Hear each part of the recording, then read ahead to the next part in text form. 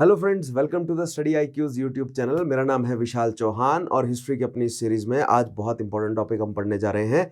आज हम पढ़ेंगे फर्स्ट वर्ल्ड वॉर का नेक्स्ट पार्ट, जिसमें आज हम विश्व युद्ध के कंसीक्वेंसेस को समझने की कोशिश करेंगे। ट्रीटीज जो हुई हैं उनके क्या परिणाम रहे और ट्रीटीज का एग्जीक्यूशन कैसे रहा, उन सारे पॉइंट्स को आज हम समझने की कोशिश करेंगे। लेकिन आज के टॉपिक पर बढ़ने से पहले मैं स्टूडेंट्स को हमेशा की तरह बताना चाहूँगा कि अगर उन्होंने अभी तक मेरे प्रीवियस सेशंस नहीं देखे हैं, सो make sure they watch all those previous session. Study IQ के चैनल पर जाइए, आपको मेरे नाम से प्लेलिस्ट मिल जाएगी।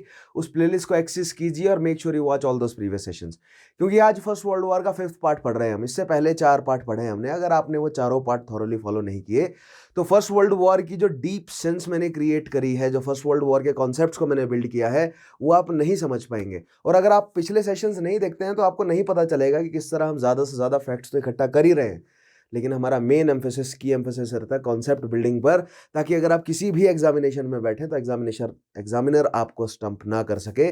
सो make sure you watch all those previous sessions. Study IQ के चैनल पर जाएंगे, आपको प्लेलिस्ट मिल जाएगी। उसके अलावा अगर आप YouTube के सर्च बार पर सिंपली मेरा नाम लिखते हैं विशाल चौहान, प्लेलिस्ट आ जाएगी। एक्सेस कीजिए प्लेलिस्ट को, पिछले सभी सेशंस को थॉरोली फॉलो करना शुरू कीजिए और समझिए उन सेशंस को और उन कॉन्सेप्ट्स को पकड़िए जो मैंने उन सेशंस में समझाए हैं। उसके अलावा जो मैंने सवाल पूछे हैं बीच में, उनके जवाब आप मुझे फीडबैक के माध्यम से ज़रूर देंगे। और हर वीडियो के नीचे आप कमेंट ज़रूर छोड़िएगा, आपको सेशन अच्छा लगा, बुरा लगा, क्या बात अच्छी लगी, क्या बात बुरी लगी। Make sure you provide me with a suitable feedback, right. So आइए शुरू करते हैं आज का हमारा सेशन। सो जैसे कि आप देख पा रहे हैं, यहाँ पर हमें सबसे पहले पढ़ना है the reality check of treaty of Versailles. ठीक है, जो वर्सेलीज में ट्रीटी हुई। अब वर्सेलीज क्या था? बेसिकली वर्सेली एक पैलेस है। ठीक है, वर्सेली फ्रांस के बाहर एक जगह है, वहां पर जो फ्रेंच इंपीरियल्स हैं उनका एक पैलेस है वर्सेलीज में, राइट। और उसका जो मिरर्ड हॉल है या ग्लास हॉल है, वहां पर ये ट्रीटी हुई। सो अभी सबसे पहले हम एक बैकग्राउंड प्रिपेयर करते हैं विश्व युद्ध का, हमेशा की तरह, राइट। सो अभी तक हम विश्व युद्ध में क्या पढ़ चुके हैं? अभी तक हमने विश्व युद्ध में पढ़ा विश्व युद्ध से पहले किस तरह जर्मनी, ऑस्ट्रिया, हंगरी और इटली को जोड़कर सेंट्रल पावर्स का एक अलायंस क्रिएट किया गया। उसके खिलाफ रशिया, फ्रांस और ग्रेट ब्रिटेन का एक अलाइड शक्तियां जो है वो एक साथ जुड़ गई, एक ये ट्रिपल एंटॉन क्रिएट हुआ, राइट। फिर धीरे धीरे 20th सेंचुरी में जब एंटर किया तो धीरे धीरे जो है वो डिस्प्यूट्स निकल कर आने लगे। पहले मोरक्को के लिए, फिर उसके बाद बल्कान रीजन का डिस्प्यूट।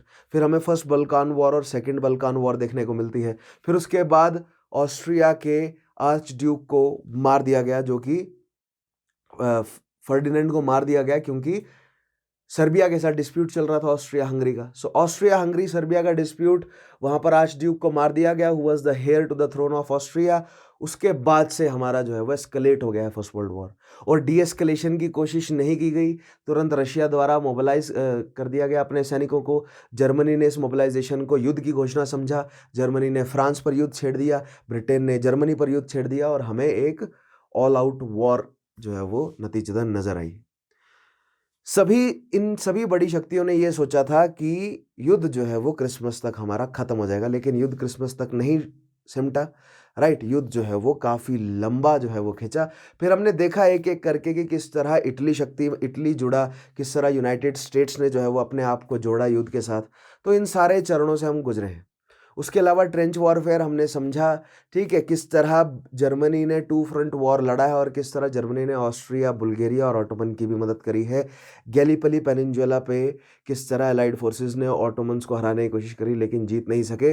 फिर रशिया में हमने देखा कि 2 फेज रहे रेवोल्यूशन के, और रशिया ने जो है वो अपने आप को युद्ध से अलग कर लिया, और फिर US जो है वो युद्ध में उतरता है, और फाइनली जर्मनी को विवश होना पड़ता है सरेंडर करने के लिए, क्योंकि एक एक करके, ठीक है, रशिया के जार, ऑस्ट्रिया के किंग और कैसर, ऑस्ट्रिया के भी कैसर और जर्मनी के भी कैसर। कैसर बेसिकली एम्परर या किंग के टाइटल के बराबर होता है कैसर, राइट। सो ऑस्ट्रिया हंगरी के भी कैसर और जर्मनी के भी कैसर, इन सबको शक्ति से उतरना पड़ा, और फिर फाइनली एक ह्यूमिलिएटिंग ट्रीटी साइन करनी पड़ी सेंट्रल फोर्सेस को, जिसमें जर्मनी को वर्सेलिस की ट्रीटी, ऑस्ट्रिया हंगरी को करनी पड़ी, उसके अलावा सेंट जर्मेन की ट्रीटी साइन करनी पड़ी, और ऑटोमन्स को सेवरेस की ट्रीटी साइन करनी पड़ी। तो ये सारी चीज़ें हम ऑलरेडी भली भांति एस्टेब्लिश कर चुके हैं, ठीक है। सो विश्व युद्ध के बारे में ठीक ठाक हमारा बैकग्राउंड जो है वो प्रिपेयर्ड है। राइट। आज हम कंसीक्वेंसेस में आए हैं, आज हमें कंसीक्वेंसेस समझने हैं, राइट। और हमें ट्रीटीज की देखनी है रियलिटी चेक कि ट्रीटीज हुई लेकिन कितने हद तक उसे एग्जीक्यूट किया गया। तो आइए सबसे पहला जो पॉइंट है, ठीक है, किसमें, the reality check of the treaty of Versailles, उसमें पहला पॉइंट देखिएगा, the treaty of Versailles was a dictated peace as the Germans were not allowed to be part of the negotiations. ठीक है, सो ट्रीटी ऑफ वर्सलीज को इतिहासकारों ने और उस समय के जो मीडिया था उसने डिक्टेटेड पीस की तरह जो है वो दर्ज किया है, क्योंकि ट्रीटी ऑफ वर्सलीज की गई ताकि पीस एस्टेब्लिश किया जा सके यूरोप में, राइट। लेकिन जो सेंट्रल शक्तियां थी, लाइक जो जर्मनी है, ऑस्ट्रिया हंगरी है, इनको जो ट्रीटी की नेगोशिएशंस है इसमें रिप्रेजेंटेशन ही नहीं दिया गया। रशिया के अपने अलग कारण थे, ठीक है। यानी कि जो ट्रीटी जो हुई है, जो पीस नेगोशिएट हुआ है, जो टर्म्स डिफाइन की गई हैं, उनको थोपा गया Germany, Austria Hungary, Ottoman Bulgaria के ऊपर, राइट। इसीलिए इसको डिक्टेटेड पीस कहा गया। नेक्स्ट चीज, they could only put forward their opinion and criticism through writings. अब आप ये पूछेंगे कि कितने हद तक वो डिक्टेटेड था, क्या बिल्कुल भी राय नहीं ली गई जर्मनी की? ऐसा तो हो ही नहीं सकता, तो जर्मनी मानेगा ही क्यों? ठीक है, ट्रीटी को मानेगा ही क्यों जर्मनी? जर्मनी ने पीस तो इसीलिए मांगा ना, ऐसा नहीं है कि जर्मनी बिल्कुल ही वीक हो गया था। जर्मनी को अपनी हार नजर आ गई थी, ठीक है। और जर्मनी को अपनी हार नजर आई थी जब यूएस उतरा युद्ध में, तब। जब तक अलाइड फोर्सेस में ब्रिटेन, फ्रांस, इटली लड़ रहे थे, तब तक जर्मनी को पता था कि वी विल डोमिनेट दीज, ठीक है, इनको हम डोमिनेट कर लेंगे। लेकिन जो यूएस की रीइंफोर्समेंट्स आई है, 2 मिलियन सोल्जर्स, और फिर यूएस ने जो पैसे दिए हैं, रिसोर्सेज, हर तरीके के रिसोर्सेज अलाइज को प्रोवाइड किए हैं, तब जाके जर्मनी ने वुड्रो विल्सन को कहा कि हम सरेंडर करना चाहते हैं, हम आर्मिस्टिस यानी युद्ध विराम चाहते हैं, और आपने जो 14 पॉइंट्स दिए हैं उसी के अराउंड हम कुछ एक ट्रीटी जो है वो क्रिएट करने की कोशिश करते हैं, आइए, मतलब आमंत्रण दिया जर्मनी ने, ऑफर किया अपना ट्रूस, ठीक है, जिस तरह बोल्शेविक्स ने जर्मनी को ऑफर किया था ट्रूस।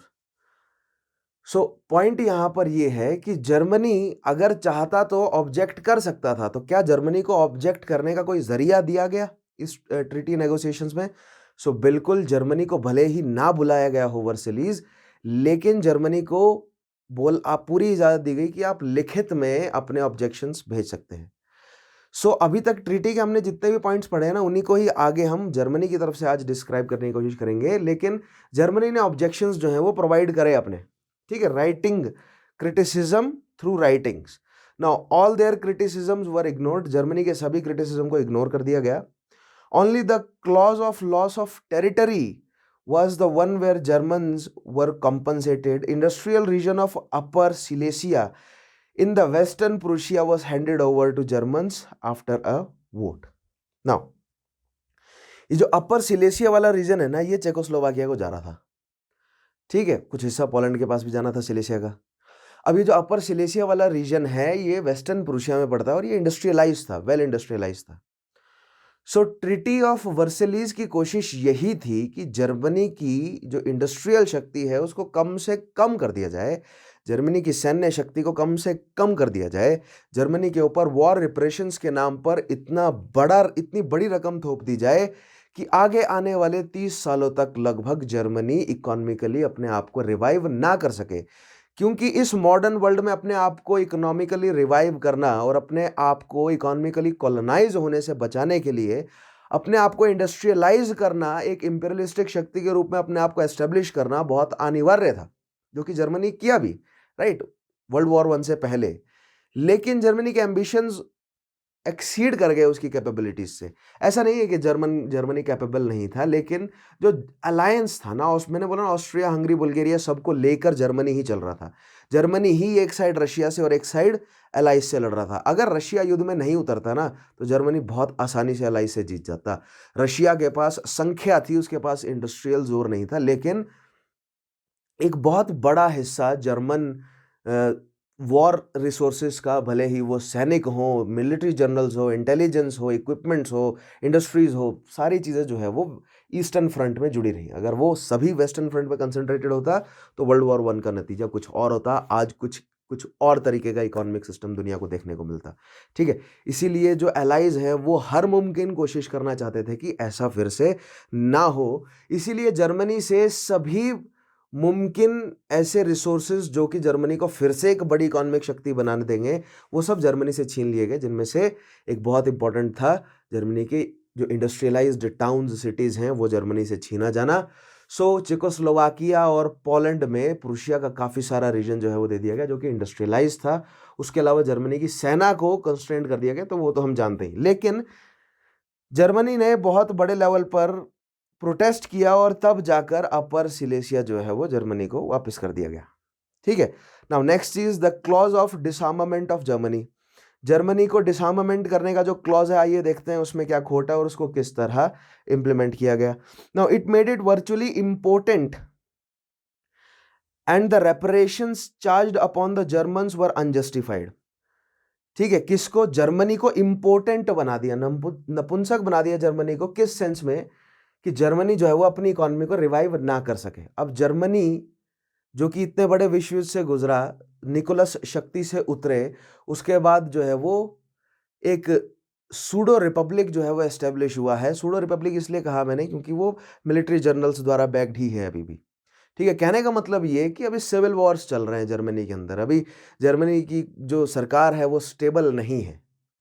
ठीक है, ऐसे में जर्मनी को सेना अगर जर्मनी के पास ना हो या जर्मनी की सरकार के पास अगर फोर्स ना हो तो वो लॉ एंड ऑर्डर को एनफोर्स नहीं कर सकता, मेंटेन नहीं कर पाएगा। तो ये एक ऑल स्ट्रेटेजी थी। ठीक है, उनको पता था, एलाइड फोर्सेस को पता था कि जितने लंबे समय तक पॉलिटिकल डिस्प्यूट्स जर्मनी के अंदर चलते रहे, उतने लंबे समय तक जो है वो जर्मनी अपने आप को इकोनॉमिकली फिर से जो है वो स्ट्रांग नहीं कर पाएगा, क्योंकि हमने सारे जो है वो मेजर इकोनॉमिक शहर जो है वो जर्मनी से छीन ही लिए हैं। और जो ट्रेड रूट है नॉर्थ सी से हो, इंग्लिश चैनल से हो, उसको तो अब हम डिक्टेट करेंगे ही। ठीक है, वहां से भी फ्री हैंड नहीं मिलेगा। प्लस अब यूएस की बात आगे करेंगे हम। ठीक है, यूएस की बात आगे करेंगे क्योंकि यूएस ने ट्रीटी ऑफ वर्सेलिस से अपना हाथ हटा लिया था। ठीक है, नाउ नेक्स्ट चीज देखिएगा। Wilson's 14 points included all round decreases in armament, but it was only Germany which was disarmed and no other European powers started disarmament. ठीक है, सो वुड्रो विल्सन के अगर आपको 14 पॉइंट्स याद होंगे तो मैंने उसमें एक पॉइंट मेंशन किया था कि ऑल राउंड डिसआर्मामेंट, यानी कि यूरोपियन शक्तियां एज वेल एज अमेरिकन शक्तियां जो हैं वो अपनी सैन्य बलों की संख्याओं को कम करेंगे। ठीक है, अपने पूरे जितनी भी इकॉनमी है उसका खर्चा जो है वो मिलिट्रिज्म पे कम लगाएंगे ताकि पीस का माहौल बन सके। ठीक है, और ट्रेड के लिए फ़ायदा बढ़ सके और थ्रेट ना बन जाए। यानी कि अगर मान लीजिए कल को जर्मनी या फ्रांस अपने आप को मिलिटराइज करता है बड़े लेवल पर, तो वो थ्रेट बन जाएगा बाकियों के लिए। ठीक है, तो ऐसा ना हो। लेकिन ये जो वुड्रो विल्सन का ये जो पॉइंट था ऑल राउंड डिसआर्मामेंट, इसको अप्लाई नहीं किया गया। ठीक है, यूरोप में केवल और केवल जर्मनी की जो मिलिट्री शक्ति है उसको कमजोर कर दिया गया। राइट, अब आप कहेंगे ऑस्ट्रिया हंगरी की मिलिट्री शक्ति को कमजोर किया था या नहीं किया था, बुल्गारिया की ऑटोमन की मिलिट्री शक्ति को कमजोर किया था कि नहीं किया था। लेकिन अगर आप देखेंगे ना, ठीक है, मैंने आपको जो मैप दिखाया है उसमें आप क्लियरली देख सकते हैं कि वर्ल्ड वॉर 1 के बाद जर्मनी सेंट्रल फोर्सेस में से जर्मनी यूरोप का एक ऐसा राष्ट्र बचा जिसका एक्सटेंट सबसे बड़ा था, यानी कि जिसके पास सबसे बड़ा ज्योग्राफिकल रीजन था। क्योंकि Austria Hungary, Czechoslovakia, Yugoslavia, Albania, Romania, Bulgaria, Greece, ये सब छोटे छोटे राष्ट्र रह गए थे। ठीक है, और उसके अलावा बड़े राष्ट्रों में जर्मनी और फ्रांस, स्पेन और इटली और ब्रिटेन, पोलैंड, ये बड़े राष्ट्र थे। और बाकी सब जो हैं वो छोटे छोटे, Estonia, Latvia, Lithuania, Luxembourg, Netherland, Belgium, ये सब जो है वो छोटे छोटे राष्ट्र हैं। अब आप कहेंगे बेलारूस भी है बीच में, बेलारूस बाद में बनेगा। बेलारूस, यूक्रेन अभी भी हिस्सा है किसके? रशिया के। ठीक है, सो कहने का मतलब ये कि Germany had the greatest geographical region, right, लेकिन सेना सबसे कम। ऑस्ट्रिया हंगरी का ज्योग्राफिकल रीजन भी कम था और सेना भी कम थी ऑब्वियसली, राइट। सो जर्मनी को रिकवर करने में समय लगने वाला था और ऐसा ही उनका प्लान था। ठीक है, now the limit on troops in arms made it difficult for Germany to maintain law and order. 1 lakh की सेना और केवल 6 बैटलशिप्स। नेक्स्ट पॉइंट देखिएगा। Now principle of nationality, ethnicity and of self determination. ठीक है, अब ये principle of nationality, ethnicity and of self determination क्या है, आइए इन पॉइंट से समझते हैं। Now, this was a major principle advocated by the Allied powers to justify reorganization of Europe's internal borders and creation of new independent states out of Habsburg Empire. अब मेरी बात आप क्लियरली समझिए। यहाँ पे मैंने जो आपको मैप दिखाया है ना, उसमें ऊपर से देखिएगा एस्टोनिया, लातविया, लिथुआनिया, पोलैंड, उसके नीचे चेकोस्लोवाकिया, जर्मनी है साइड में, ऑस्ट्रिया, हंगरी, रोमेनिया, उसके नीचे यूगोस्लाविया, अल्बेनिया, क्या बुल्गारिया और नीचे ग्रीस बनेगा। ठीक है, और साइड में नेदरलैंड्स, बेल्जियम, लग्जमबर्ग और स्विट्जरलैंड, इस साइड फ्रांस, स्पेन और पुर्तगाल। ये कुछ मुख्य देश थे 1918 के बाद जर्मनी में, यूरोप में, राइट। सो जो एलाइड शक्तियां हैं उनका ये कहना था कि नेशनैलिटी, एथनिसिटी के ऊपर, मैंने बोला ना यूरोप में नेशन की डेफिनेशन क्या थी कि एक ज्योग्राफिकल रीजन जिसमें किसी एक तरह के या सिमिलर कल्चरल और हिस्टोरिकल बैकग्राउंड शेयर करने वाले लोग रह रहे हों, उसे आप नेशन कहेंगे। दैट मीन्स जो पोलिश भाषा बोलते हैं उनके लिए पोलैंड, ठीक है, जो बाल्टिक भाषा बोलते हैं लेकिन एस्टोनियन, लातवियन और लुथियन अलग अलग तरह के जो कल्चर फॉलो करते हैं तो उनके लिए 3 अलग अलग देश। जो बोहेमियन है वो उनके लिए चेक रिपब्लिक तो बाद में बना, लेकिन पहले चेकोस्लोवाकिया। ठीक है, उसके अलावा जो जर्मन्स है उनके लिए ऑस्ट्रिया अलग बना दिया, हंगेरियंस के लिए हैब्सबर्ग, हंगेरियंस के लिए हंगरी अलग बना दिया। ठीक है, जो सर्बियंस हैं वो तो हमेशा से ही यूगोस्लाविया बनाना चाहते थे, उनका सपना पूरा कर दिया, उनको यूगोस्लाविया बना के दे दिया। ठीक है, जो ग्रीक है उनके लिए ग्रीस अलग कर दिया और ईस्टर्न थ्रेस वाला रीजन तो उन्हें दे ही दिया, है ना। बुल्गारिया की कोस्टलाइन छीन ली गई। सो पॉइंट कॉन्ट्राडिक्शन यहां पर यह है कि अगर अलाइड फोर्सेस ये कह रहा था कि एथनिसिटी के ऊपर अगर नेशन एस्टेब्लिश करने हैं तो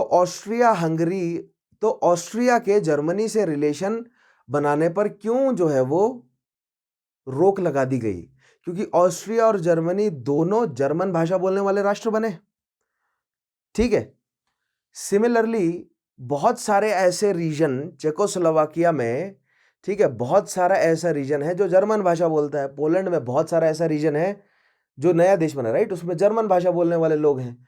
तो उनको अलग क्यों किया गया, उनको जर्मनी में ही क्यों नहीं जोड़ दिया गया? अगर आप एथनिसिटी के हिसाब से बना रहे हैं तो भले ही अलाइड फोर्सेस ने बहाने कुछ भी लगाए हों, जो मेन मुद्दा है वो ये है कि जर्मनी को करना है कमजोर और बाकी सारी शक्तियों को छोटे छोटे छोटे टुकड़ों में तोड़ देना है ताकि वो यूनाइट ना हो सके। और मल्टी एथनिसिटी किसी देश में फैला देना, ठीक है, उससे एक फायदा क्या होता है बाकी राष्ट्रों को? ऑस्ट्रिया हंगरी मल्टी एथनिक था, प्रूशिया को क्या फायदा हुआ था? जर्मनी को यूनिफाई प्रूशिया ने करा, ऑस्ट्रिया हंगरी ने नहीं किया, because Austria Hungary was multi ethnic.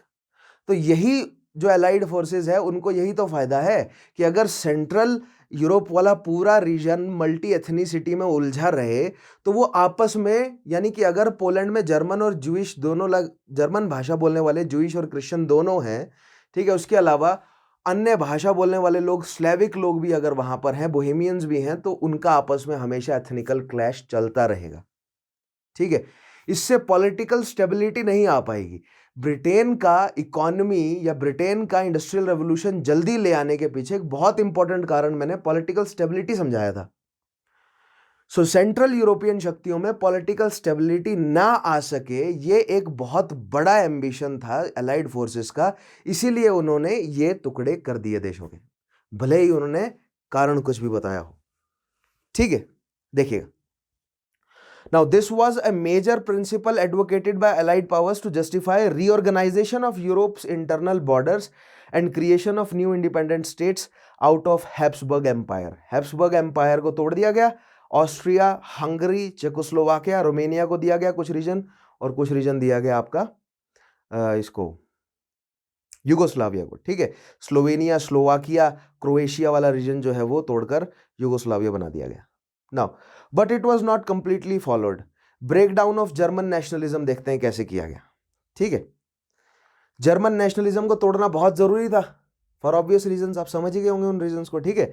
पहला पॉइंट देखिएगा, significant amount of German territory with the German population was given to newly created nations. German population वाला रीजन पोलैंड को दिया गया, जर्मन पॉपुलेशन वाला रीजन चेकोस्लोवाकिया को दिया गया, जर्मन पॉपुलेशन वाला रीजन बेल्जियम को दिया गया, ठीक है। ये जो न्यूली फॉर्म्ड नेशंस हैं। सो इससे हुआ क्या, जर्मन नेशनलिज्म टूटा। क्यों? क्योंकि जर्मनी के लोग बिखर गए, है ना। देखिए, जर्मनी के लोग, जो जर्मन भाषा बोलने वाले लोग हैं, उन्होंने अपने आप को, ऑब्वियसली जर्मनी अगर स्ट्रांग हुआ है ना, तो आप क्लियरली ये बात जो है वो अंदाजा लगा सकते हैं कि जो जर्मन भाषा बोलने वाले लोग हैं वो जल्दी इंडस्ट्रियलाइज भी किया होगा उन्होंने अपने आप को। उन्होंने जल्द से जल्द अपने आप को पीजेंट्री से मिडिल क्लास में, या हो सकता है कि एरिस्टोक्रेटिक या मर्चेंट क्लास तक भी ले आए हों, ठीक है। दैट मीन्स जो जर्मन स्पीकिंग लोग हैं वो बड़े हद तक जो है वो इंडस्ट्रियलाइज्ड कर चुके हैं अपने आप को as compare to other ethnicities, ठीक है। सो दैट मीन्स अगर ये जर्मन लोग अलग अलग देश में चले जाते हैं तो अब वो इंडस्ट्रीज जो है वो अलग अलग देश के लिए काम करेंगी। दैट मीन्स जो पोलैंड में जो जर्मन लोग गए हैं और जो जर्मन इंडस्ट्रियलिस्ट, जो जर्मन कैपिटलिस्ट पोलैंड में चले गए, तो अब जो वो इंडस्ट्रीज चला रहे हैं वो पोलैंड की इकोनॉमी को मदद करेगी, जर्मनी को नहीं करेगी, राइट। सो इससे जो है वो जर्मन लोगों में आपस में भी डिस्प्यूट्स बना और जर्मन लोगों के बाकी एथनिसिटीज के साथ भी डिस्प्यूट क्रिएट हुए, ठीक है। देखिएगा, significant amount of breakdown of German nationalism में पढ़ रहे हैं हम। Significant amount of German territory with the German population was given to newly created nations. Now Poland had more than a million Germans. Poland अकेले की बात करें तो पोलैंड में more than a million Germans हैं, ठीक है। The union of Austria and Hungary was forbidden even when Austria had many ethnic Germans. अब ऑस्ट्रिया और जर्मनी का रिलेशन जो है वो आपस में बंद कर दिया गया। इसको आप कुछ इस तरह मान सकते हैं कि मान लीजिए अगर आप किसी गांव से हैं तो आपके गांव और आपके आस पड़ोस के गांव में हो सकता है कि एक रिलेशन हो कि एक गांव से दूसरे गांव में शादियां की जाती है ना। ऐसा मैं मान के चलूं तो गलत नहीं होगा, क्योंकि काफी भारत में गांवों में ये सिचुएशन रहती है, आम है ये। सो वैसा ही कुछ जर्मनी और ऑस्ट्रिया में भी था। जर्मनी और ऑस्ट्रिया में आपस में मैट्रिमोनियल रिलेशंस थे, इंडस्ट्रियल रिलेशंस थे, इकोनॉमिक, सोशल, हर तरीके के रिलेशंस थे। सो अगर आप एथनिसिटी के हिसाब से ही, अकॉर्डिंग टू अलाइड्स, अगर आप एथनिसिटी के हिसाब से ही देशों को बांट रहे हैं तो ऑस्ट्रिया और जर्मनी को साथ में रिलेशन क्यों नहीं बनाने दे रहे आप? इसका सिंपल सा जवाब यह है कि वो किसी एक एथनिक ग्रुप को शक्तिशाली नहीं बनने देना चाहते। यानी कि अगर जर्मन्स शक्तिशाली हो गए फिर से, अगर कोई व्यक्ति या कोई पॉलिटिकल शक्ति फिर से आई जिन्होंने जर्मन्स को फिर से यूनिफाई कर दिया, तो एक बार फिर से वही माहौल बन जाएगा जो वर्ल्ड वॉर वन से पहले था। हिटलर हमारा जवाब है यहाँ पे। हिटलर को बहाना मिल गया। आगे मैं जब आपको वर्ल्ड वॉर सेकंड पढ़ाऊंगा ना तो उसमें बताऊंगा कि किस तरह हिटलर को बहाना मिल गया, और हिटलर ने इस पॉइंट को बहाना बनाया कि अलाइड फोर्सेस ने किस तरह जर्मन्स को पोलैंड, चेकोस्लोवाकिया, ठीक है, ये बाल्टिक रीजन में बांट दिया, बेल्जियम को दे दिया, ठीक है, और जर्मन्स बिखर गए, ऑस्ट्रिया, हंगरी सब में बिखर गए। और अब ये मेरी जिम्मेदारी है कि इन सभी बिखरे हुए जर्मन्स को मैं एक इकट्ठा करूं और एक राष्ट्र, एक स्ट्रांग राष्ट्र में फिर से एस्टेब्लिश करूं। सो यही डर था किसका? अलाइज का। इसीलिए वो जर्मन्स को बांटना भी चाहते थे, ठीक है, और इसीलिए वो जर्मन्स को इकोनॉमिकली, पॉलिटिकली कमजोर भी करना चाहते थे। तो वो लॉन्ग टर्म सोच रहे थे और उनका डर था कि कोई फिर से यूनिफाई ना कर दे। तो हिटलर ने वो डर उनका, ठीक है, सच कर दिया। हिटलर ने फिर जर्मनी को यूनिफाई करने का काम किया और थर्ड राइक कहा उसने, ठीक है, तीसरा किंगडम। तो आगे समझाऊंगा थर्ड राइक क्या है, ठीक है। आगे देखते हैं। The union between Austria and Germany was forbidden even when Austria had many ethnic Germans. After the Treaty of Saint-Germain and Treaty of Trianon with Austria and Hungary respectively, ठीक है, देखिए, ट्रीटी ऑफ वर्सलीज के अंदर ही उसके under ही treaty of Saint Germain और treaty of Trianon हुई है, जिसमें से ट्रीटी ऑफ ट्रायनन जो है वो एक पैलेस का नाम है, और ये पैलेस जो है वो वर्सलीज के कॉम्प्लेक्स में ही है, वर्सलीज पैलेस कॉम्प्लेक्स में ही है, ठीक। सो वर्सलीज की ट्रीटी जब हुई तो ऑस्ट्रिया के साथ भी हुई, हंगरी के साथ अलग अलग हुई, ठीक है। 3 million Germans in Sudetenland were now part of Czechoslovakia. Now this Sudetenland क्या है और स्टूडेंट रीजन क्या है? सो अगर आप जो मैंने चेकोस्लोवाकिया बताया ना वर्ल्ड वॉर वन से पहले, उसका अगर आप मैप देखेंगे ना तो चेकोस्लोवाकिया का नॉर्दर्न, सदर्न और जो बाउंड्री वाला पार्ट है ईस्टर्न वेस्टर्न, यहां पर इन बाउंड्री वाले रीजन में जर्मन लोग रहते हैं। ठीक है, इन बाउंड्री वाले रीजन में जर्मन लोग रहते हैं और वो मॉडर्नाइज्ड हैं, उन्होंने अपने आप को इंडस्ट्रियलाइज कर रखा है और वो चेकोस्लोवाकिया को दे दिया गया। ठीक है, 3 मिलियन लोग हैं उनकी पॉपुलेशन। अब जरूरी नहीं है कि सभी के सभी जो है वो इंडस्ट्रियलिस्ट हैं, पीजेंट्री भी है बहुत बड़े लेवल पर, और इनफैक्ट मेजॉरिटी हमेशा ही पीजेंट्री की रही है, लेकिन जो इकोनॉमिक इंपैक्ट है वो ये इंडस्ट्रियलिस्ट, ये मर्चेंट ही डाल रहे थे। ठीक है, जो कि अब चेकोस्लोवाकिया का पार्ट था। Now the result was that many Germans lived outside Germany and the World War I, after the World War I, and this was to be used by Hitler to justify German aggression and expansion before World War II. So Hitler ने बाद में इस point को use किया है। आगे मैं आपको समझाऊंगा वर्ल्ड वॉर 2 में किस तरह। नेक्स्ट देखते हैं तुर्क्स पर क्या असर पड़ा। ठीक है, नाउ तुर्क्स के साथ कौन सी ट्रीटी हुई थी? Treaty of Sevres. The treaty of Sevres was also in violation। अब मैंने आपको बताया था ना, तुर्क के साथ ट्रीटी तो हुई थी लेकिन तुर्क ने उस ट्रीटी को ठीक से माना नहीं था, इसलिए वो ट्रीटी फिर नल हो गई और फिर एक नई ट्रीटी की गई तुर्क के साथ। और टर्किश जो एम्पायर है उसको भी डिसइनकॉर्पोरेट किया गया, उसमें से टुकड़े कर दिए गए। सीरिया वाला हिस्सा अलग कर दिया गया और इराक वाला हिस्सा अलग कर दिया गया, ट्रांस जॉर्डेनियन पैलेस्टीन वाला रीजन अलग कर दिया गया, और यहाँ पर एक नया जो है वो मुद्दा आया फिर। ठीक है, जो कि प्रेजेंट तक चल रहा है, वो गाजा स्ट्रिप वाला मुद्दा। उसके अलावा जो फ़लस्तीनी और इजराइलियों के बीच में जो इशू है, वहाँ के अरेबियंस, क्रिश्चियंस और जूइश के बीच में जो इशू है, आर्मेनियंस का जो इशू है, ये सारे मुद्दे created as well as sustained है, बना के रखे गए हैं। सब समझाऊंगा कि कौन बफर है, क्यों फ़लस्तीन को रिकॉग्निशन नहीं मिलता आसानी से, राइट। इजराइल जो है वो जेरूसलम पर क्यों क्लेम डाल रहा है अपना, इजराइल कैसे बना, ये धीरे धीरे सारी चीज़ें हम समझेंगे। लेकिन यहाँ से शुरुआत हुई है इस पूरे डिस्प्यूट की, क्योंकि वो जो होली लैंड है ना, जॉर्डन रिवर के आगे वाला जो रीजन है ना, ठीक है, वेस्ट क्या बोलते हैं, वेस्ट साइड जिसको कहा जाता है, या राइट, रिवर का वेस्ट साइड वाला जो रीजन है, ये जो डिस्प्यूट है ये आज का नहीं है, ये 1st सेंचुरी से चल रहा है। ठीक है, ये ओल्ड टेस्टामेंट न्यू टेस्टामेंट का इशू है। फिर उसके बाद धीरे धीरे जब इस्लाम डेवलप हुआ तो इस्लाम भी फिर इस डिस्प्यूट में शामिल हुआ। लेकिन इसका इकोनॉमिक जो कारण है वो वही है कि जेरूसलम एक बहुत इंपॉर्टेंट ट्रेडिंग पॉइंट प्रोवाइड करता है, जो कि सिल्क रूट, जमीनी सिल्क रूट से मेडिटेरेनियन सी रूट को कनेक्ट करता है।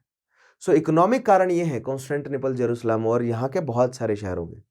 ठीक है, फिर इन्हीं इकोनॉमिक कारणों के साथ social, political, ideological, cultural, religious बहुत सारी चीज़ें जुड़ जाती हैं, सारे कारण जुड़ जाते हैं। ठीक है, तो ये सारे फैक्टर्स आपको समझाऊंगा और किस तरह जो बड़ी ग्लोबल शक्तियां हैं उन्होंने ये डिस्प्यूट बरकरार रखा है ताकि बहुत सारे पॉलिटिकल मोटिव्स पूरे हो सके। तो वो समझ मैं आपकी इवेंचुअली क्रिएट करूंगा, अभी स्पॉइल नहीं करना चाहता। अभी आप ध्यान अपना वर्ल्ड वॉर 1 पे रखिए, धीरे धीरे डेवलप करेंगे आपकी समझ को। ठीक है, नाउ तुर्क्स के बारे में देखते हैं। ठीक है, the treaty of Sevres was also in violation of the principle of self determination as it resulted in areas populated by Turks being given to Greece, especially by territory of Smyrna, which was on Turkish mainland। अब Anatolia में Turkish mainland जो है, स्मायरना वाला reason है, वो Mediterranean के साथ जो है वो मतलब कोस्ट लाइन है, बिल्कुल कोस्ट लाइन है, मतलब मेडिटेरेनियन के साथ। तो वो स्मायरना वाला रीजन जो है वो टर्किश डोमिनेटेड था और वो ग्रीस को दे दिया गया। सो यहाँ पर सेल्फ डिटर्मिनेशन, एथनिसिटी वाली बात तो आई नहीं, क्योंकि वो पूरा रीजन एथनिकली टर्किश है और वो ग्रीस को जो है वो एडमिनिस्ट्रेशन करने के लिए दे दिया गया।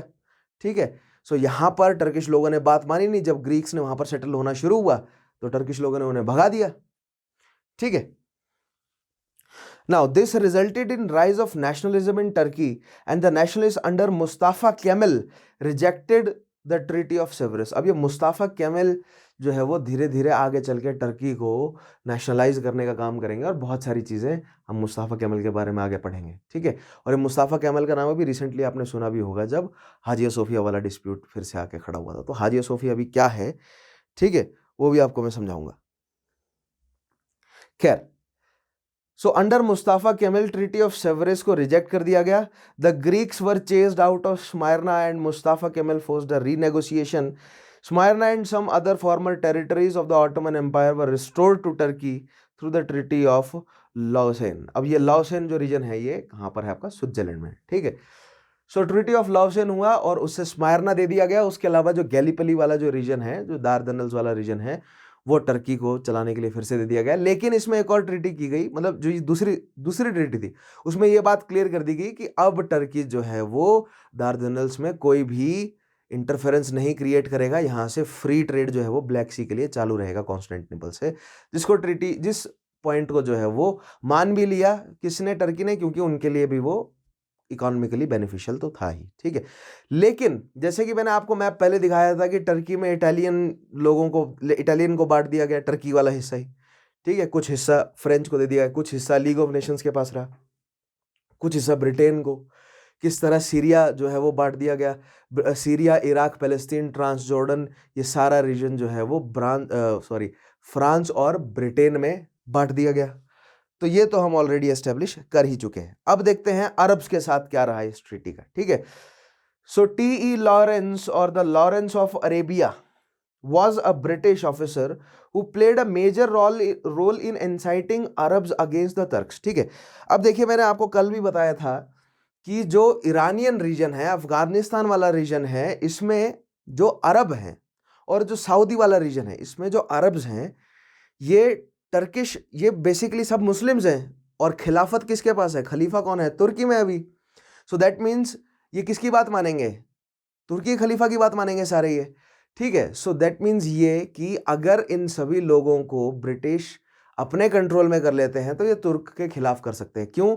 क्योंकि पहले विश्व युद्ध के दौरान टर्की ने काफ़ी ज़्यादा जो है वो पॉलिटिकल नियंत्रण लाना चाहा अरेबियंस के ऊपर, ठीक है। क्यों? क्योंकि मैंने आपको बताया ही था कि जर्मनी ने प्रॉमिस किया टर्की को कि पूरा ये जो मुसलमानों वाला सारा रीजन है ना, ये हम जोड़ देंगे अपने इंडस्ट्रियलाइज ट्रेड के साथ।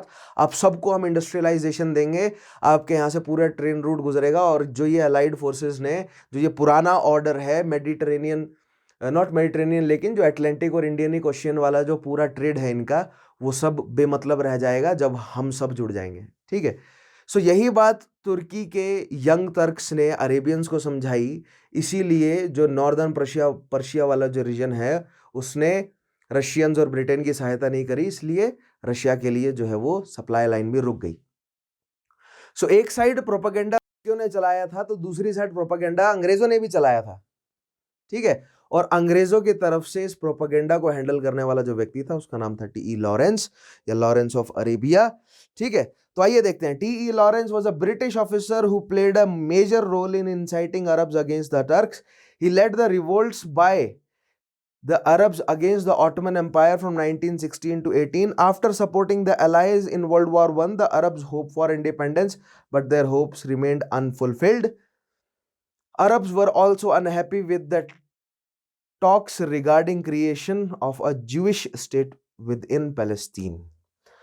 अब जो फलस्तीनी अरब हैं, अरबी हैं, ठीक है, जो पैलेस्टीनी अरबी हैं, उसी रीजन में जूइश लोग भी रह रहे हैं, उसी रीजन में क्रिश्चियन भी हैं। ये डिस्प्यूट काफ़ी कॉम्प्लिकेटेड है भी, बनाया भी गया और काफ़ी स्ट्रेच हो गया है, काफ़ी सालों से खिंचा हुआ है ये कॉन्फ्लिक्ट, अभी तक रिजॉल्व नहीं हुआ। इसको हम डिटेल में आगे आने वाले सेशन में समझेंगे। लेकिन बेसिक फंडा मैंने आपको बताया ना, इकोनॉमिक ट्रेड रूट है बहुत इंपॉर्टेंट, और जहाँ पर भी इकोनॉमिक इंटरेस्ट है वहाँ पर पॉलिटिकल शक्तियाँ तो उतर ही जाएंगी, धर्म को मुद्दा बनाकर जनता को लड़वाने में और अपना पॉलिटिकल गेन ज़्यादा से ज़्यादा निकालने में, ठीक है। तो ये अगर आप रेगुलरली मेरे सेशंस फॉलो कर रहे हैं तो इस बेसिक पॉलिटिकल मनूवर को आप भली भांति समझते हैं, और उसी का ही नतीजा है ये फ़लस्तीनी और मतलब जो इज़राइल पैलेस्टीन जो डिस्प्यूट है, या जो अरबी और यहूदियों का जो डिस्प्यूट है, और उसके बीच में क्रिश्चियंस क्या रोल प्ले कर रहे हैं। तो ये सारी चीज़ें हम धीरे धीरे एस्टेब्लिश करेंगे, ठीक है।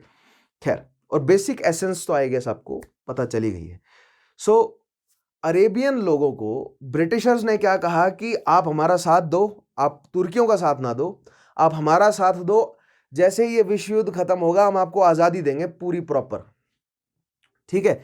अरेबियंस ने कहा आज़ादी किससे, अंग्रेजों ने कहा आज़ादी आपको तुर्कियों से देंगे, ठीक है। लेकिन अरबियों ने ये नहीं पूछा कि क्या आप हमें आज़ाद करेंगे या नहीं, है ना, इकोनॉमिक आज़ादी हमें मिलेगी या नहीं, क्योंकि ऑयल वेल्थ जो है वो अरब में मिल चुकी थी। यूएस और फ्रांस और यूके इन सब की आंखें चमक गई थी कि तेल तो निकालना है यहाँ से, तेल को रिफाइन करना है, और ऑयल जो है वो एक मतलब समझ रहे हैं फ्यूल के दम पे ही जो है वो इंडस्ट्रीज चलेंगी, और जिसको अपने आप को बड़े लेवल पर इंडस्ट्रियलाइज करना है उसके कंट्रोल में जो है वो तेल की इकॉनमी होनी चाहिए। ठीक है, सो वैसे ऑयल वॉरफेयर क्या है और ऑयल की इकॉनमी कैसे चलती है ये धीरे धीरे मैं आपको समझाऊंगा, लेकिन पहले सब धीरे धीरे एस्टेब्लिश करेंगे आप, लेकिन एक बिल्कुल बेसिक एसेंस अपने दिमाग में जनरेट कर लीजिए, एक बेसिक समझ जनरेट कर लीजिए कि ऑयल जो है वो धीरे धीरे फर्स्ट वर्ल्ड वॉर के बाद ऑयल वेल्थ जो है वो अब धीरे धीरे इकोनॉमी को, ग्लोबल इकोनॉमी को रेगुलेट करने में एक काफ़ी बड़ा जो है वो रोल अदा करने जा रही थी। इसीलिए जो अरेबियन रीजन है इसको अपने कंट्रोल में रखना एलाइज के लिए बहुत ज़रूरी था, और इसी रीजन को सेंट्रल शक्ति अपने कंट्रोल में करना चाहती थी। ठीक है, डिस्प्यूट सारा ये है, जो लॉरेंस है या ब्रिटिश की जो सरकार है, लॉरेंस तो केवल एक नुमाइंदा था उनका, लेकिन जो प्लान था वो ऑब्वियसली एलाइज का था, तो और ख़ास तौर पे ब्रिटेन का। सो अकॉर्डिंग टू देम उनको अरेबिया के लोगों को मोटिवेट करना था, उनको यूज़ करना था, और फिर उसके बाद उनको अपने कंट्रोल में रखना था, और जो कि उन्होंने किया भी। ठीक है, सो फर्स्ट वर्ल्ड वॉर के बाद अरब का क्या हाल रहा आगे आने वाले सेशन में मैं आपको समझाऊंगा। उसके अलावा अब अरेबियन लोगों को, अब यहां पर इस रीजन में देखिए, अरेबियन लोगों को उलझा के रखा जाए, अरबी फारसी अफगानी लोगों को उलझा कर रखा जाए, इसलिए फ़लस्तीन का मुद्दा, ठीक है, ताकि वो इन अपने सोशल डिस्प्यूट्स को सुलझाए ही ना, और कभी पूछे ही ना अपनी सरकारों से भी, ठीक है, कि ये जो ऑयल वेल्थ थी हमारे पास इतने जो नेचुरल रिसोर्सेज थे, इसका यूज़ हमने इसका यूज़ करके अपने आप को इंडस्ट्रियलाइज करके अपनी इकॉनमी को रिजेनुएट और अपनी इकॉनमी को डेवलप क्यों नहीं किया।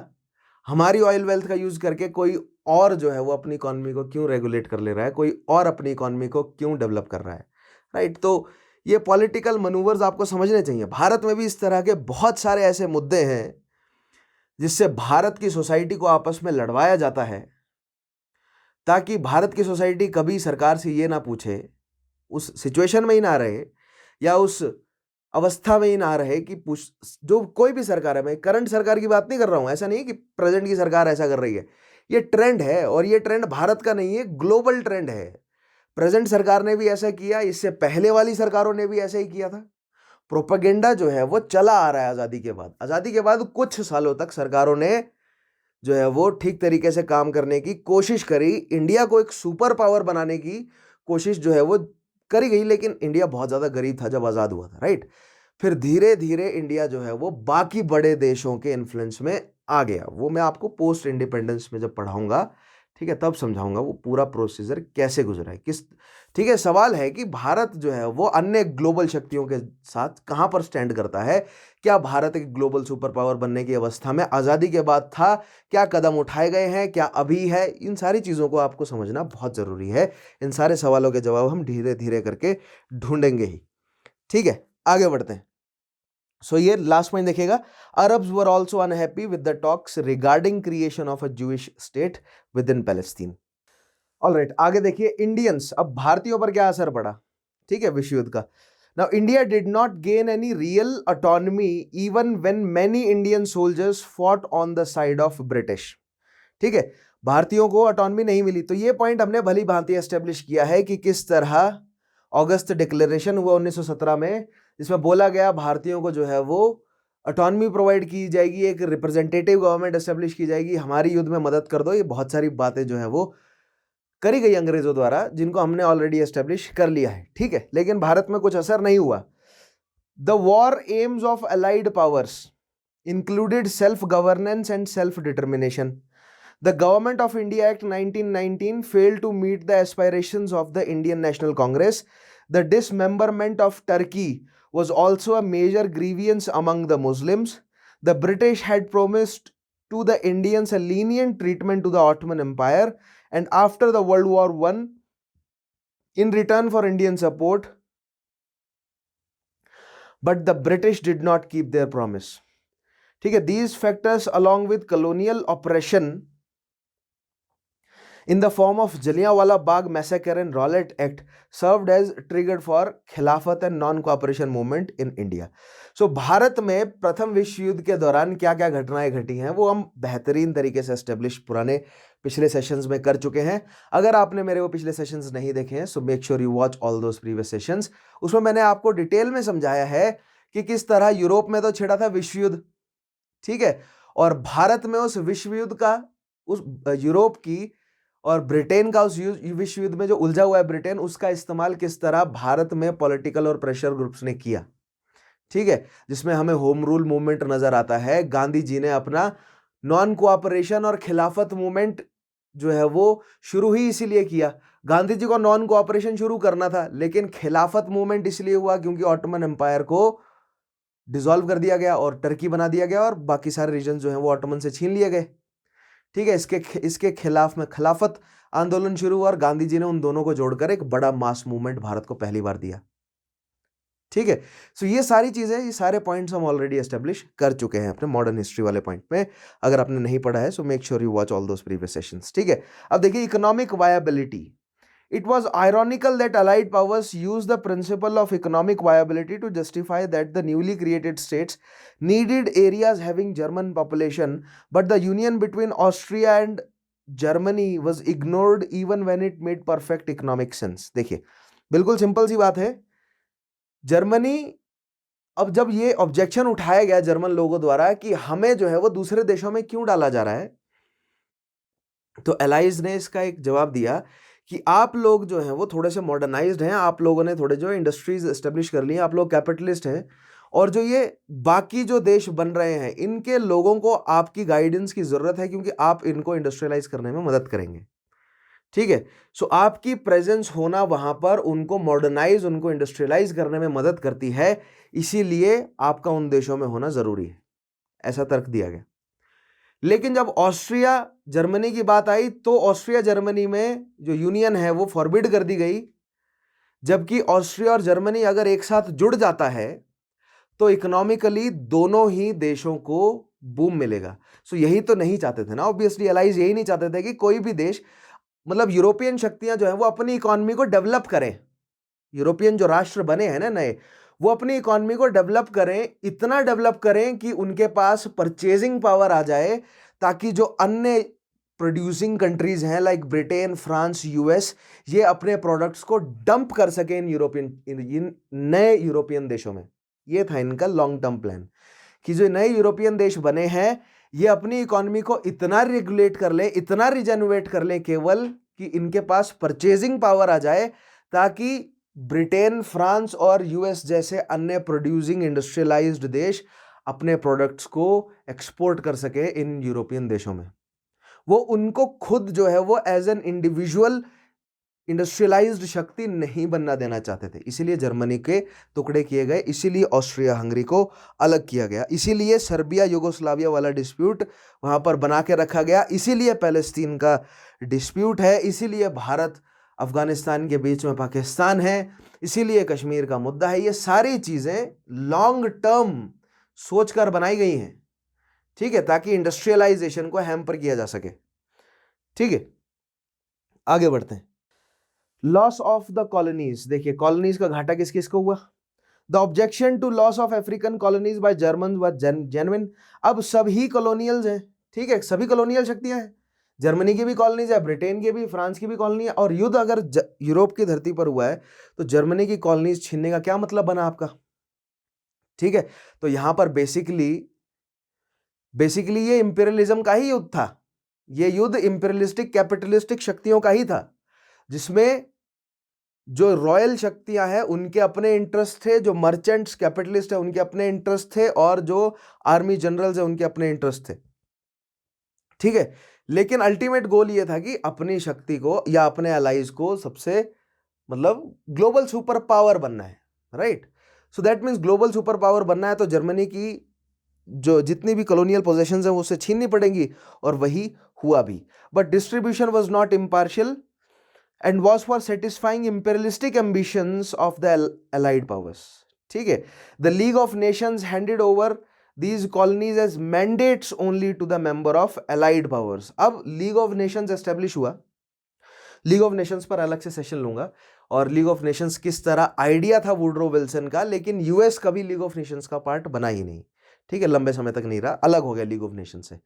और किस तरह लीग ऑफ नेशंस ने केवल ब्रिटेन, इटली और फ्रांस जैसी जो बड़ी इंपेरियलिस्टिक शक्तियां हैं उन्हीं को ही ये कॉलोनीज या उन्हीं को ही ये मैंडेट्स जो हैं वो प्रोवाइड करें, खासकर ब्रिटेन और फ्रांस, ठीक है। The League of Nations handed over these colonies as mandates only to members of Allied powers. Mandate system was a virtual annexation of German colonies by the Allied powers. Britain got German.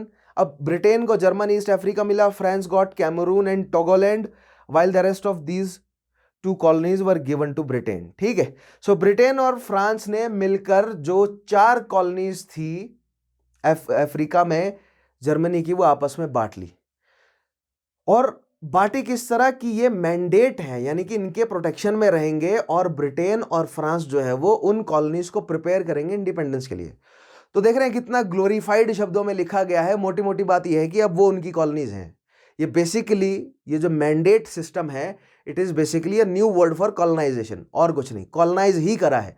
ये पूरा युद्ध colonisation के लिए ही था, ये पूरा का पूरा युद्ध इकोनॉमिक कंट्रोल जो है वो अपना बढ़ाने के लिए ही था, अपना इकोनॉमिक वर्चस्व जो है वो पुराने ऑर्डर को बनाए रखना था, और जो नया ऑर्डर है उसको अपना इकोनॉमिक वर्चस्व एस्टेब्लिश करना था। यानी नया खिलाड़ी आया था ऑब्वियसली गेम में, नया ठेकेदार, जब मैं कई बार कहता हूं, राइट। सो कोई भी बिजनेस होता है, किसी भी बिजनेस में जब भी कोई नया कंपटीटर आता है तो ऑलरेडी एस्टेब्लिश्ड जो मार्केट है वो उस नए कंपटीटर को बड़ी शक्ति, बड़ी इकोनॉमिक शक्ति बनने से रोकने की हर मुमकिन कोशिश करते हैं। और वही ये इस इंपीरियलिज्म के खेल में भी हुआ।